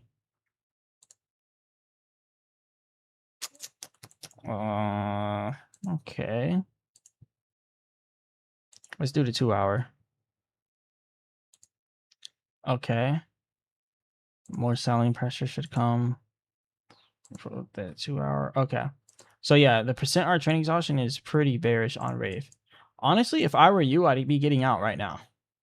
Like as we speak, I'd be getting out right now. Just by looking at it. Now, with the percent R trend exhaustion, it can stop halfway down. It does it all the time. It can stop halfway down and go back up.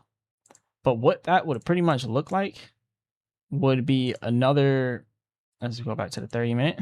Like how it's pushing up right now, what that would look like is us pushing back up to like $9 or possibly even close towards 11 and then continuing to dump. But I would not bet your own money on that. I wouldn't bet your money on that, right? Like even if you guys gave me money for free, I wouldn't even bet that money on that.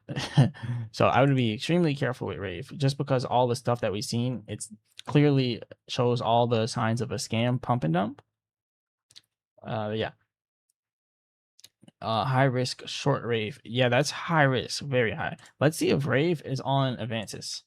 I really want Avantis to start adding like these newer coins like Rave and stuff like this.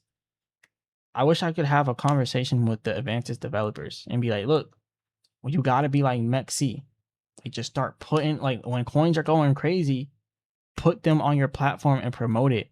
Like Rave going crazy, they can literally add it to their platform and be like, we just added Rave, and then show their own gains. Like, look, this person just made this much shorting Rave. This person just made this much shorting Rave. Like, this is how you grow a DeFi platform like this, like a DeFi perps futures platform. So I think that would be a very good idea. If they're watching this, that would be a very good idea. They're probably not watching this. But if they ever do, like, that would be a very, very good idea. So yeah, you know, I gotta plug in my Avantis, and if y'all want Chart Prime, also I'm about to show you guys the Chart Prime indicators, and if you guys want to become a member of the channel, that'd also be pretty cool. Yeah, no. $9.99 per month. You can have me make a video. I gotta plug in my Avantis, anything that you want, as long as it's not a low cap scam coin. If y'all want chart, and you can see right here, you just click join. 599 pesos per month, aka $9.99. But yeah, I have to do my shameless plug, but we're gonna get right back into it. And then the Chart Prime indicators, y'all can check out the link for Chart Prime too. We're gonna show what Chart Prime is telling us about Rave now. Boom, boom. What does Chart Prime tell us? All right, we just got rejected at the premium price point on Rave. We're trading at an equilibrium price point. So that's right between the premium and the discount point. So buying right now would not be a good idea. It's only a good idea to buy in discounted ranges. Let's break it down into 30-minute. Now we'll get different levels sometimes. Okay, no different levels here. Yep, still equilibrium. But we're about to break under the equilibrium and go towards this momentum wave band. So once we hit the momentum wave band, that's probably when we'll have a recovery. So it might go down to like $4 or $3.80 soon, and then maybe a bounce back from there. But yeah, Rave is not it right now. I should have made a video about Rave. You guys are right, but I've been focused on like Bitcoin more so now. So on the 5-minute chart, we're at a discounted price point. So if we're talking short-term Rave, we're at a discounted price point. We're bouncing off of Fibonacci, a key level that we've hit 3 times. 1, 2, 3. Third time's usually a charm, so it might still break down from there. But the %R trend exhaustion is at an oversold area on the 5-minute chart. So we actually might see Rave starting to increase from here. But it's still dangerous because, remember, it's a scam. So with scams, like, anything can happen. Bullish divergence on the MACD. And the MACD, as you can see here, bullish divergence, we're creating lower lows while simultaneously getting higher highs on the MACD. As you can see here, higher highs on the MACD that we just now marked. And then we're creating lower lows. Boom, boom, boom. We're going down. So that's bullish divergence. But again, if we do go up, watch out for this red line on the %R trend exhaustion right there on the Fibonacci's. So not %R trend exhaustion, Chart Prime. So the reason why Chart Prime is good is because if you don't want to do the technical analysis yourself, it'll do it for you. The red line there going right at that Fibonacci, it's pretty much a resistance line. But the Fibonacci already tells us it's resistance. So if you know how to do a technical analysis, you don't necessarily need the Chart Prime indicators. So I'm not going to sit here and try to sell you guys it and be like, hey, go buy these indicators and so I can get my commission. But if you don't want to use your own technical analysis skills and you just want to use automated indicators to make it easier, then Chart Prime is good for that. And I do use Chart Prime to back test my own work, but I prefer to do my own manual technical analysis first, and then I go ahead and look at Chart Prime. I don't look at Chart Prime first. I do like Chart Prime. I do like it, but I don't look at it first. I want to do my own manual technical analysis. That's why you guys don't see me having it up all the time, because I want to look at my technical analysis first, and then I'm going to back test it with these automated indicators. And then that shows that I have my Fibonacci's at the right place. I have my swing high at the right place. Equilibrium's at the right place. The discounted price points at the right place at this Fibonacci. Everything's right with my technicals and with Chart Prime, and that kind of gives me confirmation. You also have the volume profiles here on Chart Prime showing where we have lots of buying volume. That's kind of why we're going up right now, but I would not test it. The bottom of these momentum wave bands on Chart Prime is going to be the next support, like I mentioned before, at 588. And if that breaks, then we're looking for 380. But yeah, be careful with Rave. Be extremely careful with it. Let's pull up Bitcoin. I knew I should have did it. And this is what Chart Prime does for us too. It shows you this falling wedge and it creates it for you. But I knew I should have bought right there. I was just not paying attention, and it stopped right on the momentum wave band too for Chart Prime. I'm kind of frustrated at myself for not paying attention to that. But hey, I'm doing it for the people. I'm doing this for the people. So I'll be able to get back in at a different price. So the percent R trend exhaustion, the short-term trend far exceeded the long-term trend. So we're going to end up seeing that pulling back to here. And as that happens, a pullback to possibly 74.2K, and I might be able to get in at 74.2K. So if that happens, I'll be good. If not, then I just missed a good opportunity to long Bitcoin and to make money on doing advantage trading, Vantage 5. So yeah, that's how things are looking right now. What do you guys think about that? What do you guys think about Chart Prime? What do you guys think about Vantage 5? What do you guys think about Rave? I want to know about those three things. Mainly Rave, because that's what you guys were asking about right now. But yeah, Head and Shoulders, boom, boom, boom, boom, boom. Let's see if it comes down from there. So there's a possibility that this is a bull trap, the push up that we just now had. And if it is, then we're looking at Head and Shoulders pattern.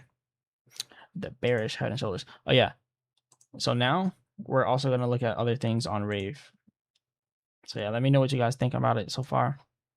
We have the Binance Smart Chain side of things, which has more holders. There's more holders on the Binance Smart Chain side. Now this distribution is a lot different than the Ethereum. Let me stretch. Ooh. Okay. 99.86% of the coins is held by the top 100 holders. That's a key point for a scam. Even if you look at the top 500 holders, 99.97%. That's not good. Top 10 holders. The top 10 holders hold 99.33% of the tokens. The top 10. 99% is already crazy. But 99.33%? Again, the top 5 holders in Rave own at 97.58%. The top 3 holders hold 81.91%. And they're not even exchanges. They're devs. They're insider team members. That's actually crazy. Be careful. Be careful with Rave. Yeah, I'm going to have to make a video about this. Chart Prime looks cool. Yeah, it is pretty cool. It's good to use to back test your strategies, right? But I would not make trades solely on Chart Prime. And I'm going to tell you this as an affiliate with them. I get 50% commissions on Chart Prime. I'll tell you this as an affiliate with them. You do not make trades solely based off of automated trading indicators. Like, you got to make your trades based off of your own manual technical analysis, the price action of the charts, and automated trading indicators, and free indicators like the percent R trend exhaustion, completely free. This is my favorite indicator out there, the percent R trend exhaustion. My second favorite indicator is the MACD. which is also free. And then my third is the chart prime indicators. But the 2 free ones, that's my top indicators. And when I'm doing my day trades, I'm mainly looking at the MACD, the percent R trend exhaustion, and the Fibonacci retracements. And I make my own micro and macro resistance lines. So there's just areas where we had a huge pullbacks at. Like here, we had the big drop there, and as soon as we break out of it here, we had a big pump there, a big drop here. Same thing happened here, boom, and then again. So yeah, it's good to have your own system.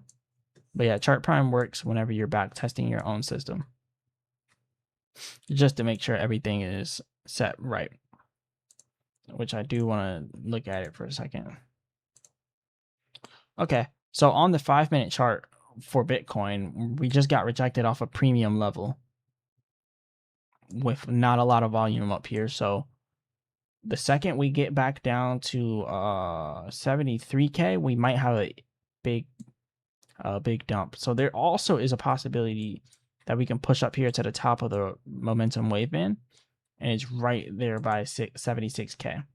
So that's a possibility too. Discount price point on the 5-minute is at 70K. Interesting.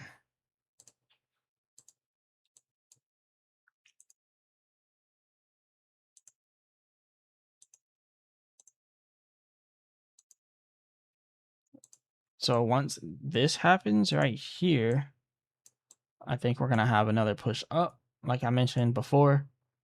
Hey man, I don't miss. I did mention before that we would probably come down here to this support because we had the support there at 74K. So again, 74.2K. So again, if we hit 74.2K, I might get in on some longs, but if it goes below 74.2, then I'm not going to do it. That's my confirmation to get in. If it hits that and bounces, then I'm getting in.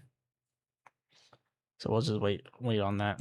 I really should have got in down here, but I wasn't paying attention, which happens all the time.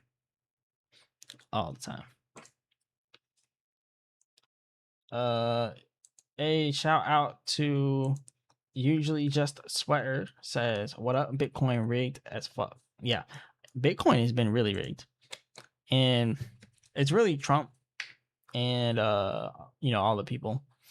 JD Vance did his little speech, and then boom, all of a sudden everything's bullish, right? Oh, I just noticed this bearish double top 1, 2. Bearish double top, that is, and it's also in a Head and Shoulders. But yeah, the market is 100% rigged. 100%. What do you think? What do you think about SKR?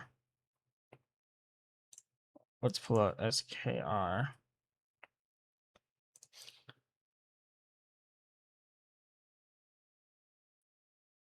I think I did a video on Seeker before. I'm pretty sure I did a video on Seeker. No? I thought I did. I haven't done it yet. I don't know. Seeker, that's the it's the mobile thing. I remember someone, I think it was you actually. Mikey, for me, I think you recommended me to go over it before. I think you recommended me to go over Seeker before. I think that's why I remember it. And I don't think I went over it yet because I remember seeing it was a mobile phone platform, right? Almost like Helium. So I think it's actually an actual good use case. And let me put a note in here. I was gonna make a video on it a long time ago. Yeah, I'm pretty sure you did recommend it. So let me add a note into my notes and put Seeker. I already had it in my notes actually. So whenever you guys recommend stuff, I'll put it in my notes. Let me I knew I was about to do that. Scene 2. I know I got a cracked screen. Don't look at that. So you see Seeker, Canton Network, Meme Core. And then I have the YouTube memberships. Whenever people recommend stuff on the YouTube memberships, I do those first. And then all the other ones for people that aren't members, I go over those later. But yeah, I'll definitely do Seeker soon. I'm gonna put Raver, or is it Raver? Or is it Rave? I mean, Raver, no, Rave. Yeah, Rave down. Yeah, I'm gonna do Rave. I'm gonna do Seeker. So yeah, if you guys have recommendations, especially the live streams, when people recommend on live streams, I just treat that as if you were members, because you know you're showing love. Don't talk about Seeker. I have to accumulate. Hey, you better start accumulating that now. Yeah, better start accumulating that now. I didn't get a notification, but I'm here. Hey, shout out to you for pulling up anyway. So yeah, we just been kicking it, talking about some different trades. I was about to take a trade on Bitcoin, but I was doing a breakdown on Rave, and I was actually about to buy calls if we stayed above this resistance, but I missed it. So now I'm going to wait until we hit 74.2K because we had support here. So if we go below 74.2K, I'm not going to long, and I might hop into a short if we go below 74K. But if we go and hit 74.2K and bounce, then I'm going long right here. So that's my confirmation right there. And then we had the resistance all the way up here. And my plan is to long it right here, get out here, and then it'll probably pull back, and then it'll probably continue. And then if we have continuation, get in another long at the continuation. So that's my plan. And I'm only trading with how much am I trading with? $85, but 75x leverage on $85. So it'll be trading like it's 6,200. So I'll make a couple $100 off of it, which is okay, because some people don't realize it. But if you can make $200 a day for every day of the week, you're making $6,000 a month. So I focus on these small gains, just small gains left and right. My son and I both phones and PSG ones that run on Play. I don't know what Play is. Let me see what Play is. It's probably another phone plan thing, right? Plays out. Yeah, I don't know if this is the right one, so I don't really want to. But yeah, I'll cover that. Yeah, no, I don't think this is the right one. But yeah, be careful with Rave. I'm gonna close this out now. What is this? Probably gonna have to close this too. Oh yeah, this is base.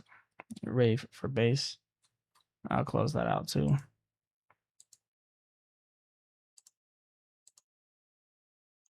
All right, I gotta focus on this. Bitcoin is about to hit it. So yep, it's crossed here, like I mentioned. The real question is, do we go all the way down to this level, 74.2, or do we stop at 74.279? So if we don't hit this and then confirm, and we just go up, then I might get in long after this. But I really want to see it hit this and then go up, so then I can go long here and then benefit from all that. So that is the current plan. So yeah, the plan, your strategy never stays the same. It's always gonna get edited. Oh shit. Oh man, you guys should have mentioned that. How long have you guys only been able to see my face? Let me know that. How long have you guys only been able to see my face? Switch the chart, but yeah. I feel stupid now. How long has it been? We don't know your whole plan because we can only gaming device on Sol. Okay, yeah, I was looking at the right one. Can you break down your risk if you are using $85 at 75x? What is your max downside? Yeah, I'll break that down. Marcel, you need some extra monitors, man. I know. Since I'm in the Philippines, I don't want to buy a bunch of stuff because I might go back to Thailand soon. So it's like it's hard to move around with monitors. But I might buy a portable monitor because at my house back inside of Florida, I had 3 monitors, 3 big monitors too. What size were they? They were all 32 inches, or they were all 28 inches actually. Yeah, 28 might be really big, but yeah, it's somewhere around there. I had 3 of them. All of though, wow, 5 to 10 minutes. Wow. Oh man. All right, it's all good. It's all good. It's fixed now. Yeah, I remember now because I showed my phone for Seeker and then I didn't go back because I've seen 1 and seen 2 on here. It's all good. Y'all know what I'm saying. $100 for monitor, you can just give it away later. I mean, yeah, it's true. But like the place I'm at in the Philippines is like the table I'm at, you guys don't see it, but it's extremely small. Like it's this big, like the table. So I actually don't have space for another monitor, but I can get one that attaches to the side of my laptop screen. But then I have this thing, this mic arm in the way. So yeah, I can't really do another monitor. But I'm about to go back to Thailand and I'll probably buy a portable monitor when I'm out in Thailand. That'll probably be the smartest decision because it's easier to trade that way too. But when I trade, I have my charts open here and then I have a tablet in the background there, and I'll just sit on the couch and I'll have a tablet, and then I got a ghetto setup in here. All right, I'm not gonna lie. I got like 4 stools. I put a laptop on one, put a tablet on another, put a little Beats pill on the other. I got a ghetto setup, but it's been working. $30 for a vertical dual monitor stand. Yeah, it's just I move around a lot out here, so it's hard. But I'll definitely invest in that again because I had a really good setup. Back in my United States days. All right. Percent arch chain exhaustion coming down.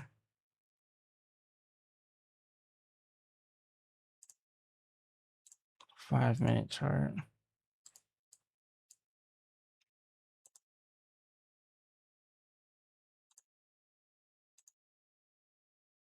Oh yeah, you said what's my risk? Honestly, since it's only $85, I really don't have like an actual stop loss.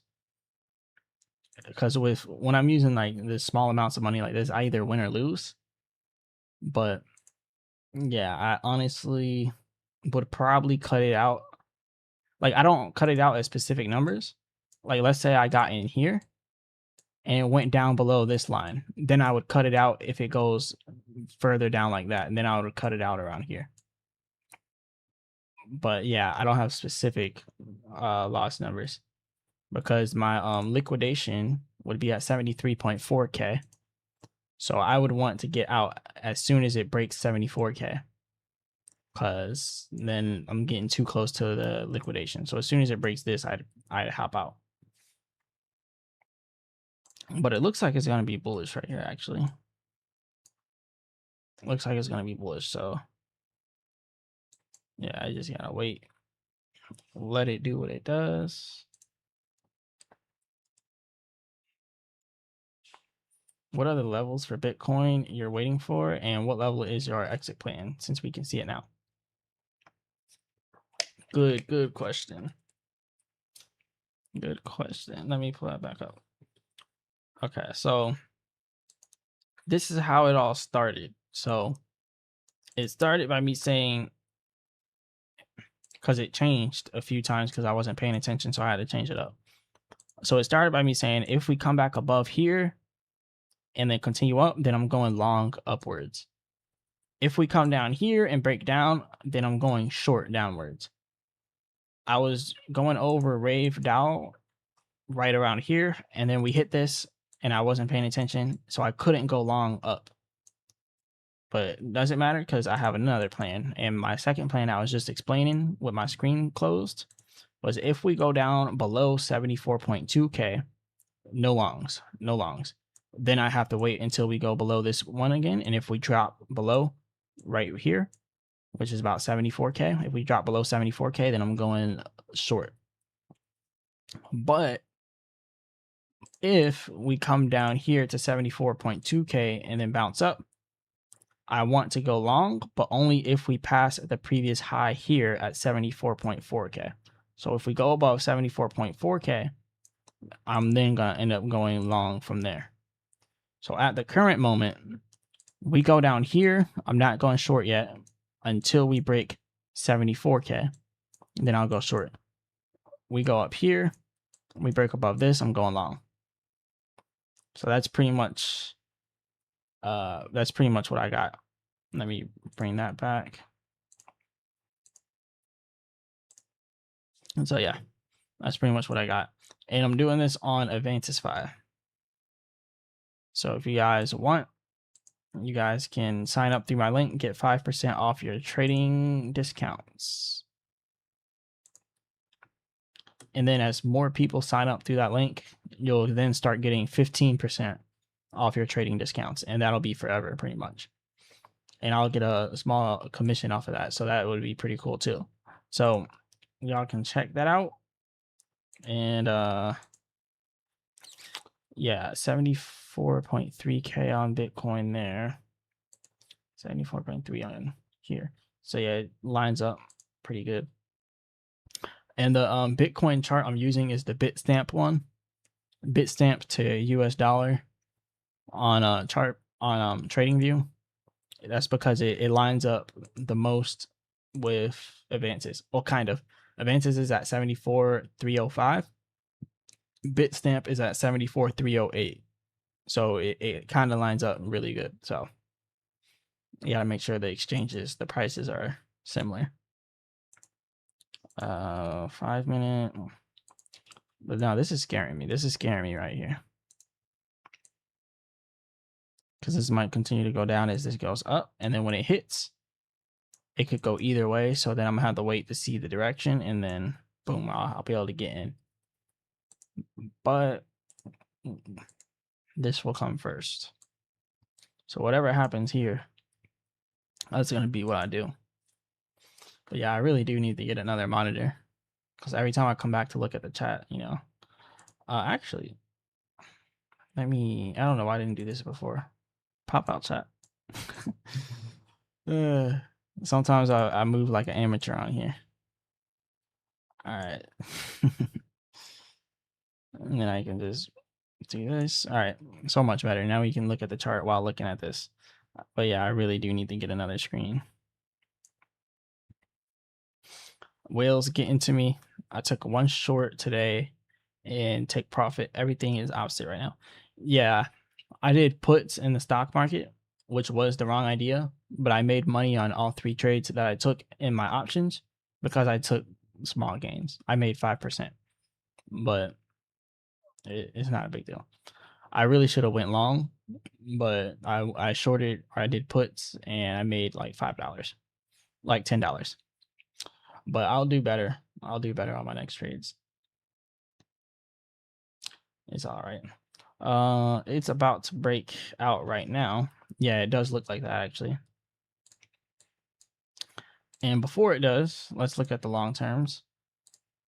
15-minute chart, percent our trade exhaustion. We have bearish divergence starting to build up, but it doesn't mean it's just gonna start dumping. Overbought on the percent our trade exhaustion. So these aren't good signs for Bitcoin to just push up heavily, because it's already done it so much.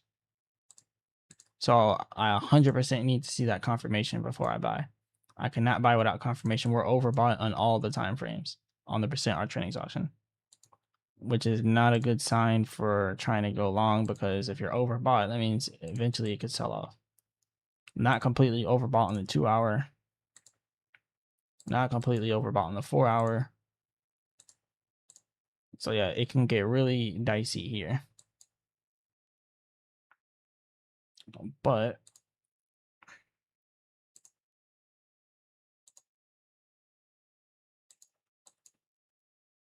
Yeah, it's coming up.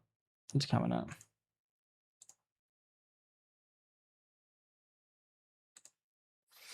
Daily turned upwards. Last time I checked. Yeah, it is about to break out. Let's see.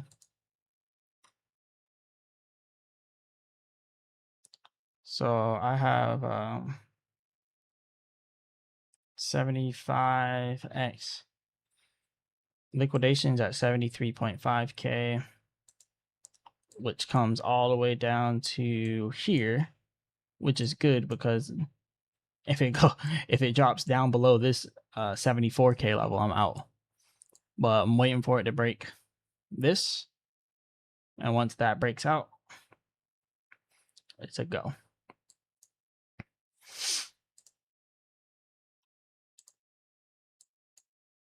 Let me fix this because that is like that is the worst line that we have that I've ever actually made. I wanted to get it completely lined up here.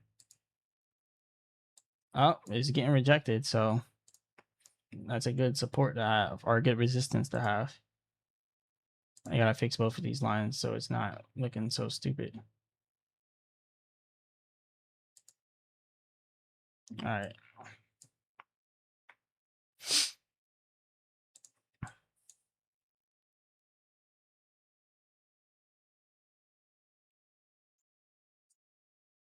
So yeah, it's going.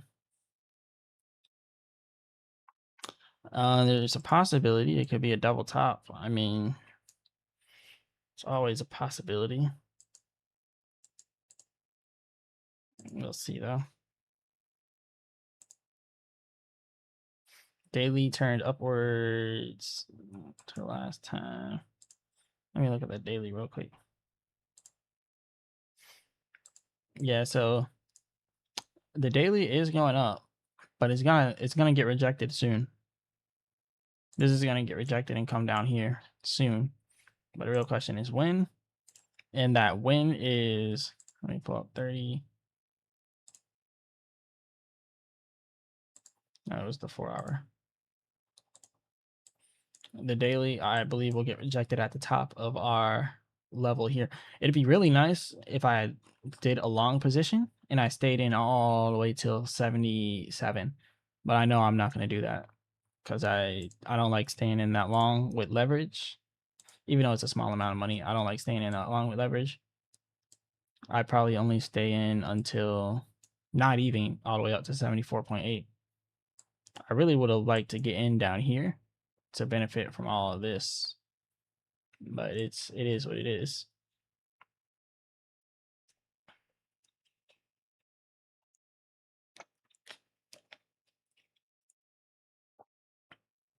So how do you guys like the live trading? You guys think this is more interesting than the videos? Big drop sometime this week. Yeah, definitely gonna see some type of big drop. Another bull trap. But I don't know, man. Things have been going up so much, but it's only a matter of time till Trump does something that pisses everybody off again. Like he's been doing it every day. Like there's gonna be something that Trump does, and then the market's just gonna tank. Like the technicals are showing it, and the fundamentals, which is Trump's showing it. But yeah, this is going to be a nice trade. I just gotta have some faith in it. The MACD doesn't really look good. That is one thing. So yeah, if you're gonna do a trade alongside me, take it at your own risk because we don't want to see the MACD continuing down. That would be very bearish if it does. Bearish divergence, but we'll see. Percent arc trend exhaustion is telling us a different story though, and price action is telling us a different story. And then the 5 minute here, I mean, percent arc trend exhaustion on the 5 minutes pretty bullish. In my book, it's gonna do something like this, just like how I did here. So yeah, that's gonna look nice. And then on the MACD, Looks like we're gonna get some buying pressure. So it's almost there. It's almost there.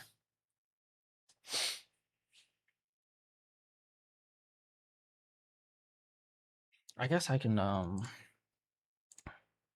uh take profit, stop loss.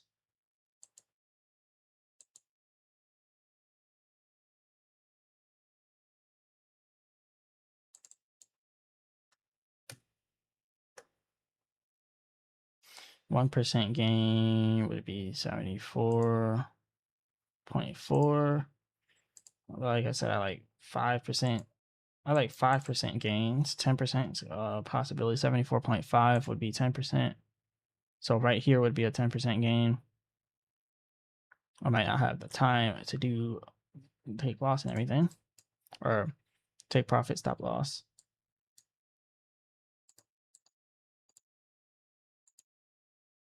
We're about to push over it.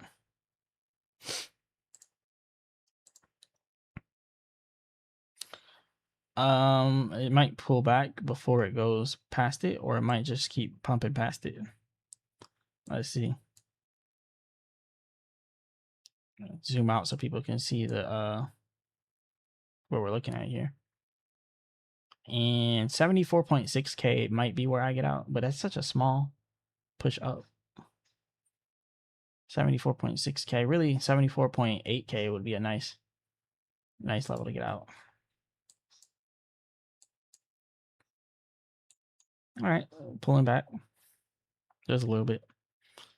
Like I mentioned, it could pull back to here to the bottom of this 74.378, or it could continue from where we are. Oh, we're pushing. Need a stronger. Okay. There we have it. All right. I was a little bit too slow. Market 74 point. Damn. A little bit too slow right there. Let's just take this 74.4. We'll do it right now. We'll do it right now before it gets away from us this time.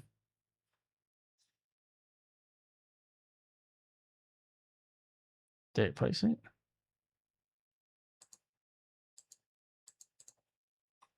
I don't think it placed my order.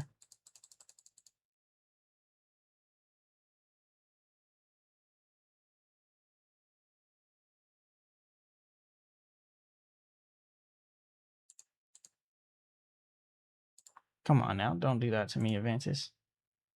Okay, confirm market long. Okay. Opening fee 289, take profit, blah blah blah. Why is it showing take profit at 79K? Like, come on, I did not put that there.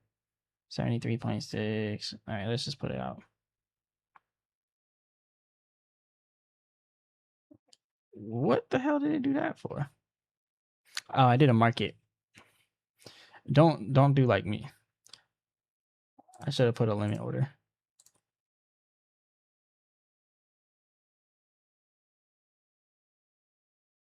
Don't be like me. It opened it a little bit high because I did a market order. So it opened it up here at the top of this one, at the top of the wick.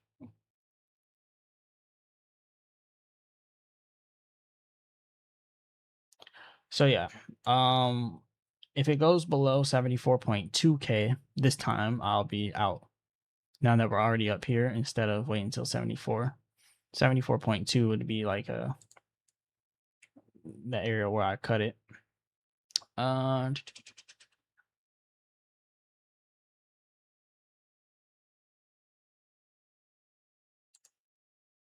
then over here, do take profit, blah blah blah. Oh, okay, I can let me take profit at 5. That's $4. Ugh. 10. Where's 79K or 70? What was that? 74.8K, not.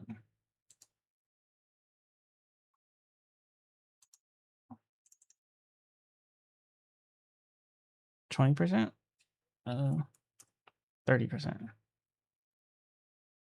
Almost 35. Okay, 74.8 would be 35%. $28.99. So it's a lot. It's a low amount. Stop loss. Let me just type it out manually. 70,000. So if it hits 70,000, I lose 371. I don't even have 371. What are you talking about? What are you talking about? Okay, I put 70,000. I meant 74,000. All right. 74.2, I think, was the actual one I wanted to be out at. Stop loss, $21 down. Okay, so the price is dropping. So let's see how much it drops by. We gotta stay strong. So yeah, 74.2K, I'll be out. Big drop sometime this week. I enjoy the lives. I live Eastern Standard Time though, so I make it when I can. Yeah, because I'm in the Philippines, so it's like I just go live whenever at this point, because it's morning for me, nighttime for you guys. So yeah, it's hard. It's hard to plan it. But yeah, let's see. Oh, that was a big drop too. All right, percent R trend exhaustion is showing us we are getting rejected. We are getting slammed. That's why I said I really wanted to get in down here. That would have been so much easier, just getting in down here and riding that wave up. But we'll see what we're gonna get out of this. Because right here, this is looking like it could be a bit of a problem, but it does look like we have a possibility to push higher. The 1 minute, yeah, the 1 minute is a little bearish. We have bearish divergence on 1 minute. So yeah, if we go below 74.2, actually let me set it now. 74.2, it'll be out. 74.8, it'll be up. 74.8 is all the way right up here. So let me set that. All right, and then when you look here on Aventus, you'll see, it should show it on there.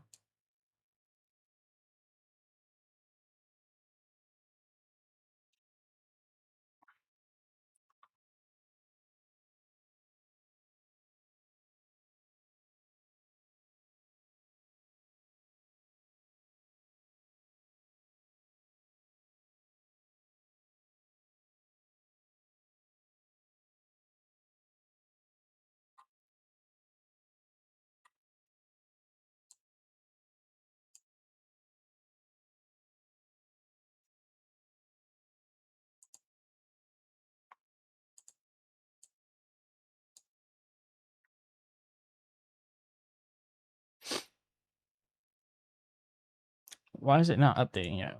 I gotta refresh this. I'm like waiting for it to update. Okay, now it's showing it.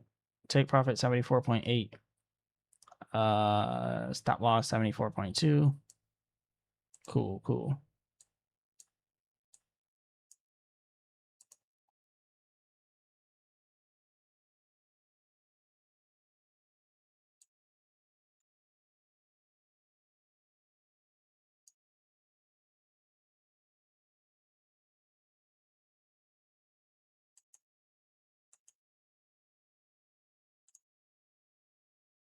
Yeah, so it's not looking good. If it gets rejected right there, then yeah, it's not looking good. We don't want to see it get rejected there. We want to see this thing continuing up. I shouldn't have did that market order either. Always do limit. All right. This thing's moving slow. It's been long all day.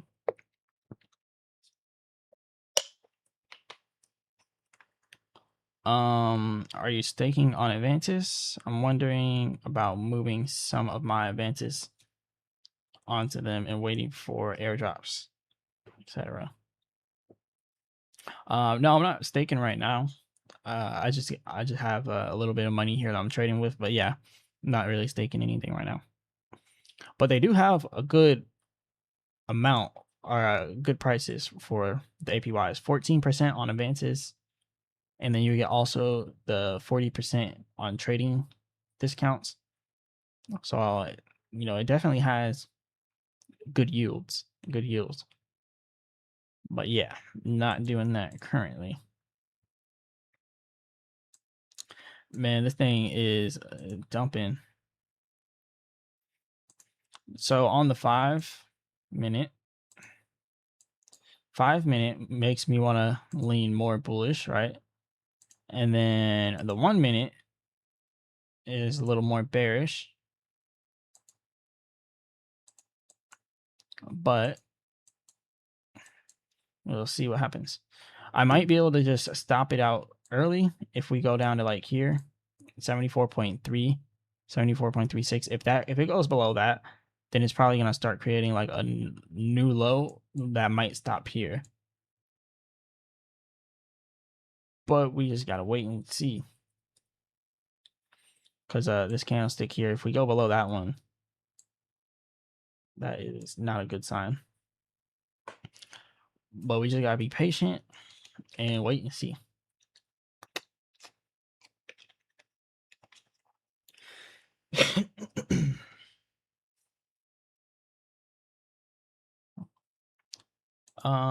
Oh, wait, what? What was the fees? I forgot what the fee was. I think it said like $30 or actually I can check. 85 75x leverage. Oh, okay. $2.87 plus 11 cents for the estimated hourly borrowing fee. Oh, now it wants to start going down even more. So it pumped and then it just boom, just got hit.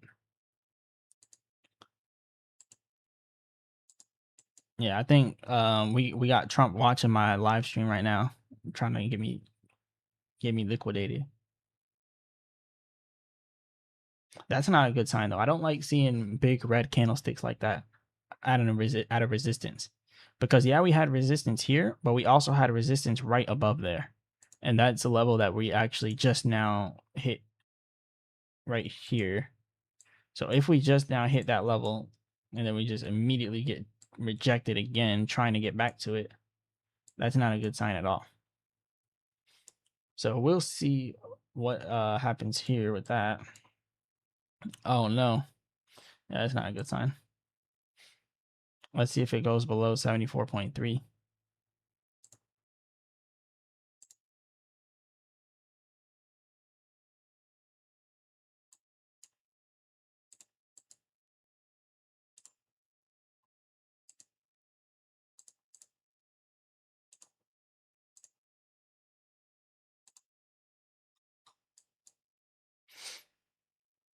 Yeah, so it's seeming like we have a lot of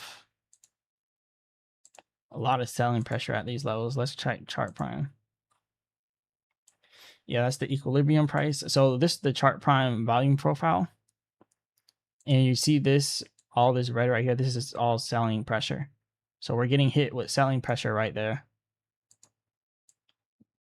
We have buying pressure, but there's a lot of selling pressure too. But that's why I have it set at 74.8, because then we have even more at that premium price. So let me take off chart prime. All right, so we're pushing up. We're now in profit. Well, no, because I got in with a market order and we also have fees that we have to pay for. So I'm technically not in profit yet, as it's showing there. Now we're getting rejected again. A little bit of a push right there.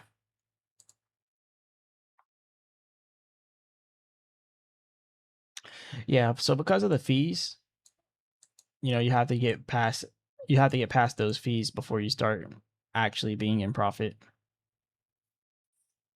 Liquidation is at 74.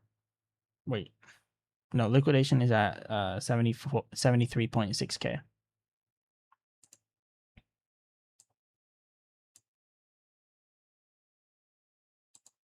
But see, Bitcoin moves too slow for me sometimes. That's why I like doing options, because the stock market is just flies all day because they only have a small amount of time to trade. So it just flies all day. I enjoy this is definitely more interesting. Yeah, I would say yeah. It's been long all day. Are you staking? Oh no, I already read all those. No, I'm not staking on Advantis. 299 is what it showed. Yeah. Checking out. Take care, brother. All right, I'll see you later. Usually just a sweater. I'll see you later. And hopefully you can catch the next live too. I'm gonna try to do more live streams. But yeah, take care and good night, because I know it's nighttime over there for you guys. It's 10 a.m. for me. All right, we're getting overbought here on the 1 minute, and I don't like the look of that. And we're hitting this range here. So I might have to stop this trade early if we start seeing this thing weakening like how it is now. It's getting too weak. There's just too much selling pressure at this level. The volume profile is showing it too. Bring back chart prime. Yeah, it's just way too much selling pressure at this level. And we're entering into the that red momentum wave band, which is like a resistance area for us. But I'm gonna stay course. I'm gonna stay course, let it do what it does. It's a small amount of money I have on the line, so it's not too big of an issue. So we'll let it stay course. I'm gonna drop my Advantis link if you guys wanna. All right, later. Okay, we'll put the Advantis link there. And then if you guys want to check out Chart Prime, I'll put that there too.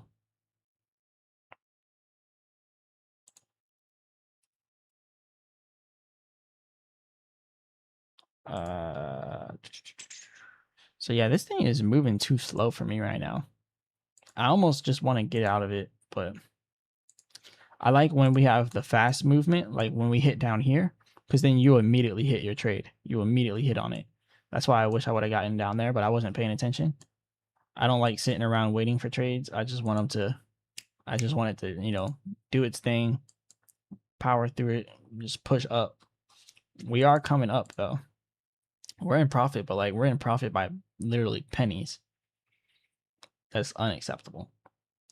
And also, like when it comes, now we're in like about 120. But like when it comes to trading, right? You see how I'm only trading with $85 and 75x leverage, right? Let's say I'm making $30 every single day for a month. $30 every single day for a month is $900.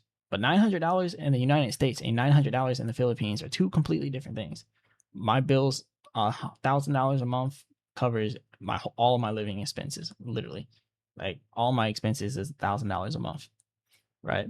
So between crypto trading and then also stock trading through options, well above that. So that's a good thing, but it's not looking good right now. Why is it just so weak? There's too much selling pressure in this region. Too much selling pressure. Also, another thing I'm going to do is I'll continue to raise my take profit, or I'll continue to lower my stop loss. Or what am I trying to say? I'll continue to raise my stop loss, So I'll continue to raise my stop loss as the price goes up, so I can lock in the profits if we do a crazy run. Right? So if we do a crazy run, I want to lock in profits no matter what. And I'm going to increase my stop loss, right?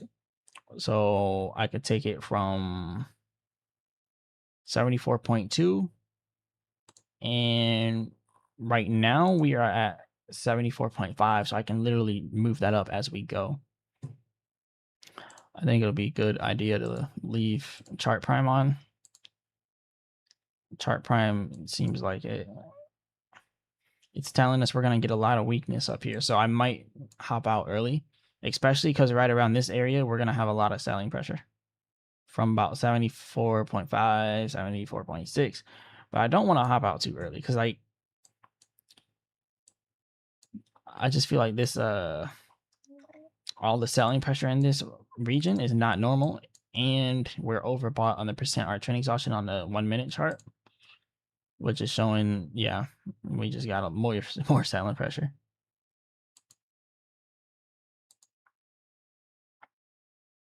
Too many sellers.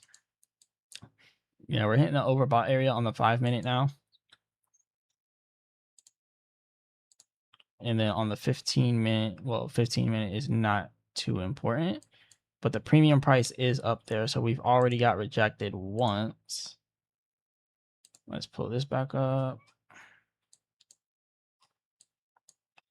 We're back at 74.5. This is frustrating right now. They need to, like, you know, these sellers need to man up and start buying. They need to man up and start buying. Help us push it up. Yeah. Error, YouTube is not receiving enough video to maintain smooth streaming. As such view is real experience. Let me refresh this. I want to double check, make sure you guys are getting a good picture. And now it says poor live stream performance.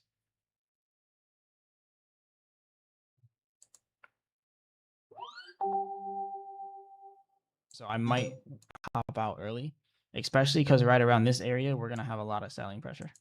It's not that bad.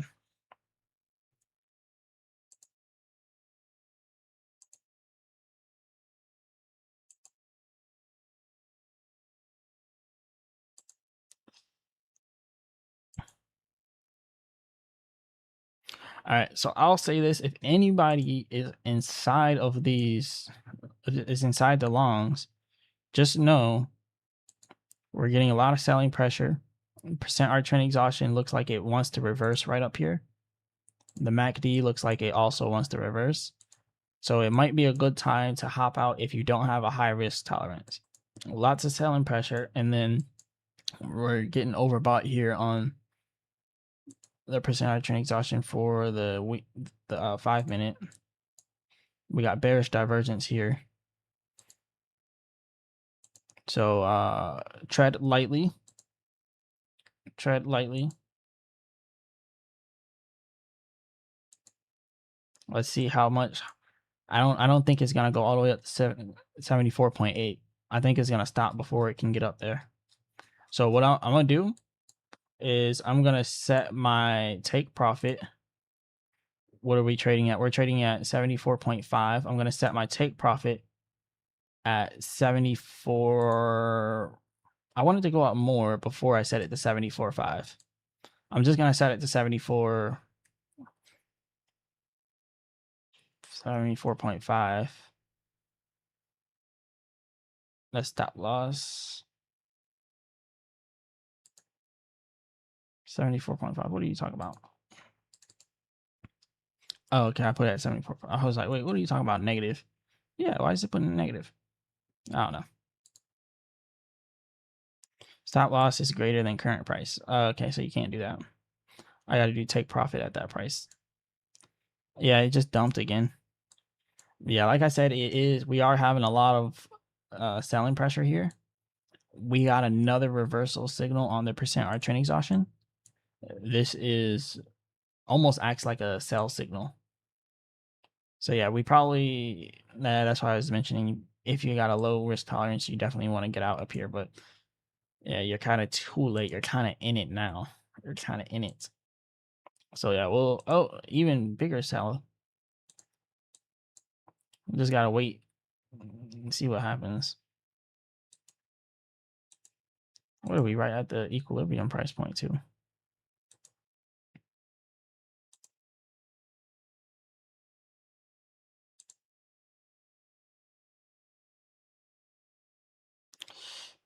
All right, I think this trade is a bust, guys. I think it's a bust. What do you guys think is in the chat? You guys think this is a bust? I'm thinking this trade is a bust. It's not hitting.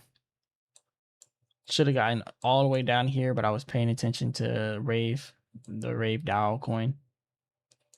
Oh, we're going up again. Yeah, this trade is a bust, but it might keep going. I don't want to get out early. I hate getting out early. Who else hates getting out of trades early? I really don't want to do that. If I got out at 74.5, how much I made? $3. Get out of here. It's not even worth it at that point. Guaranteed take profit will lead you to lose your profits at this price. Where we at? Okay. Oh, we're pushing. 74,591. Let's just end it here. Close and collect. All right, I closed it out 7%. What was the percentage? What the hell? They didn't give me the full percentage. Yeah, that wasn't the best trade, but hey, we still made tiny profit.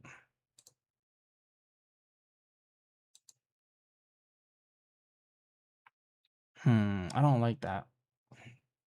I don't like that. So on the pullback, since I don't like what just happened, we're gonna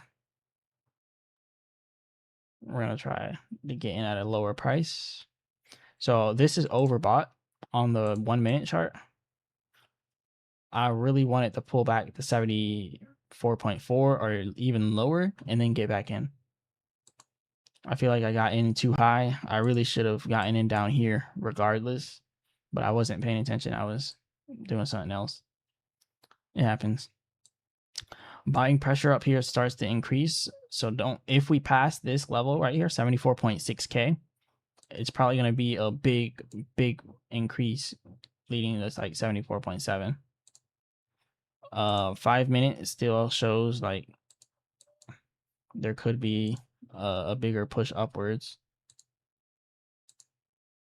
but I really wanted to pull back so then I can get in at a better price. So yeah, we'll see.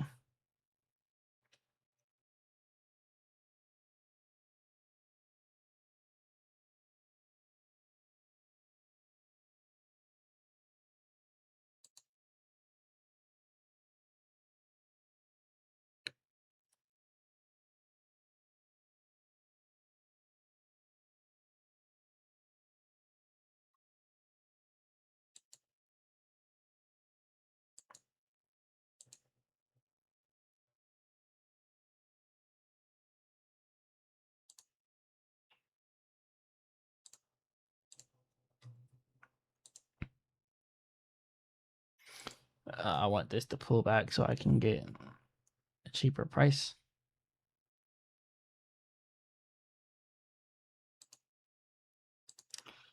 Man, I feel like, man, that should have 100% came back already. You guys think I did the right decision by getting out now and waiting for it to drop? Or do you think I should have stayed in instead of trying to be cheap and getting it for a cheaper price? I feel like we're going to get a pullback to at least 74.4K, and I might be able to get in at a cheaper price. That'll just help the profits be more sustainable, just more better in general.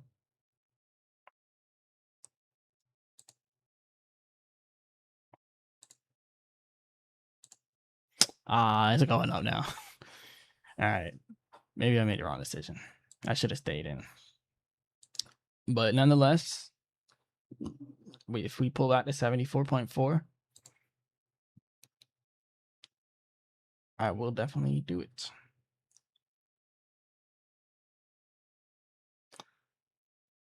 Yeah.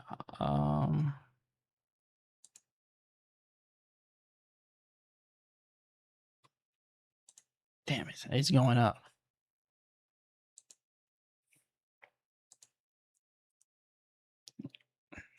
Should I get back in?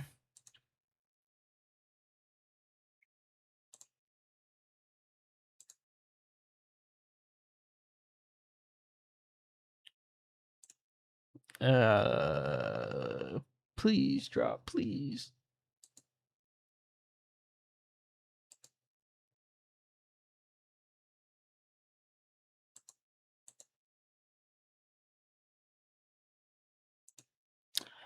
And also I took another market order. Don't do market orders whenever you guys are doing leverage or any type of trade. You never want to do market orders, and I wasn't paying attention. I clicked the market order. But yeah, I'm waiting for a pullback here.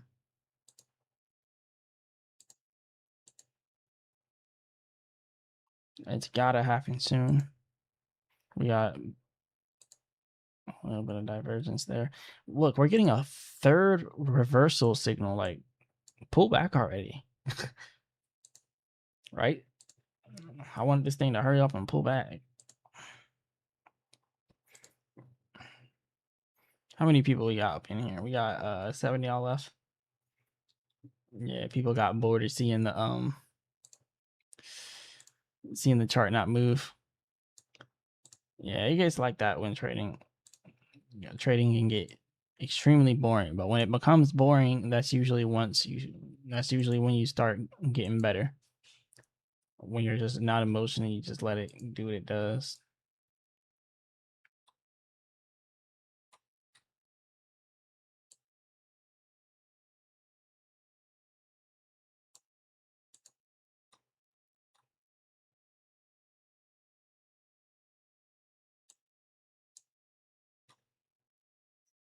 Oh man.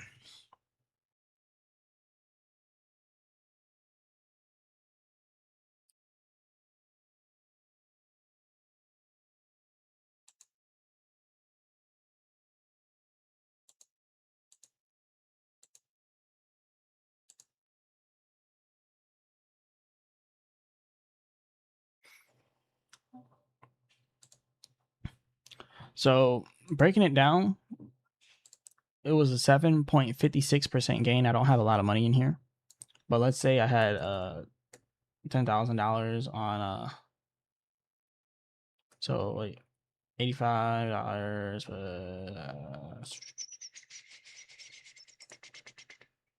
Where did it go? Yeah, next time I want to do like 1,000 on here. 7.56. I'm watching this. All right.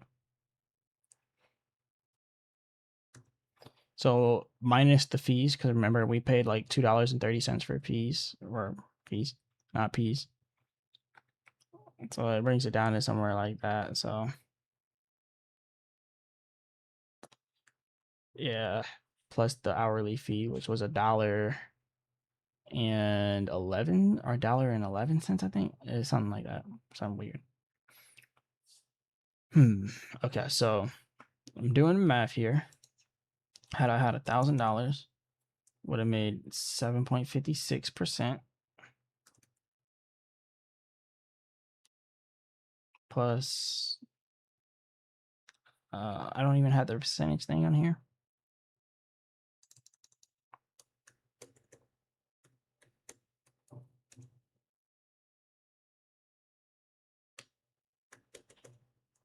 So that would have been $75 minus their little small fees, which was like 30, would have been 33 with $1,000. And then the hourly fee, which pulled it up to 35. So had it been $1,000, it would have been $40 in profit for a small little trade. $40 a day for a month, $1,200 a month. We can do better than that.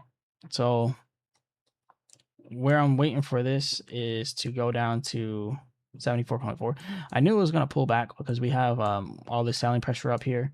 We got multiple sell signals here on the percent R trend exhaustion, multiple reversal signals, not sell signals. So I'm waiting for it to pull back to one of these levels, and then I'll probably end up getting back in and then continuing upwards. If we don't break those levels, if we don't break them.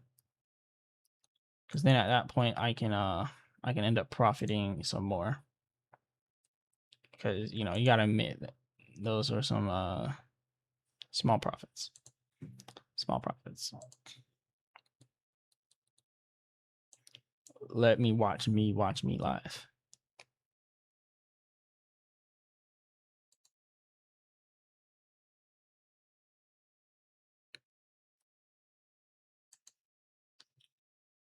All right.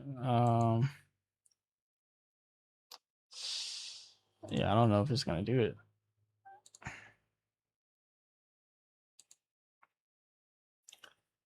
Well, it did a slow motion breakout.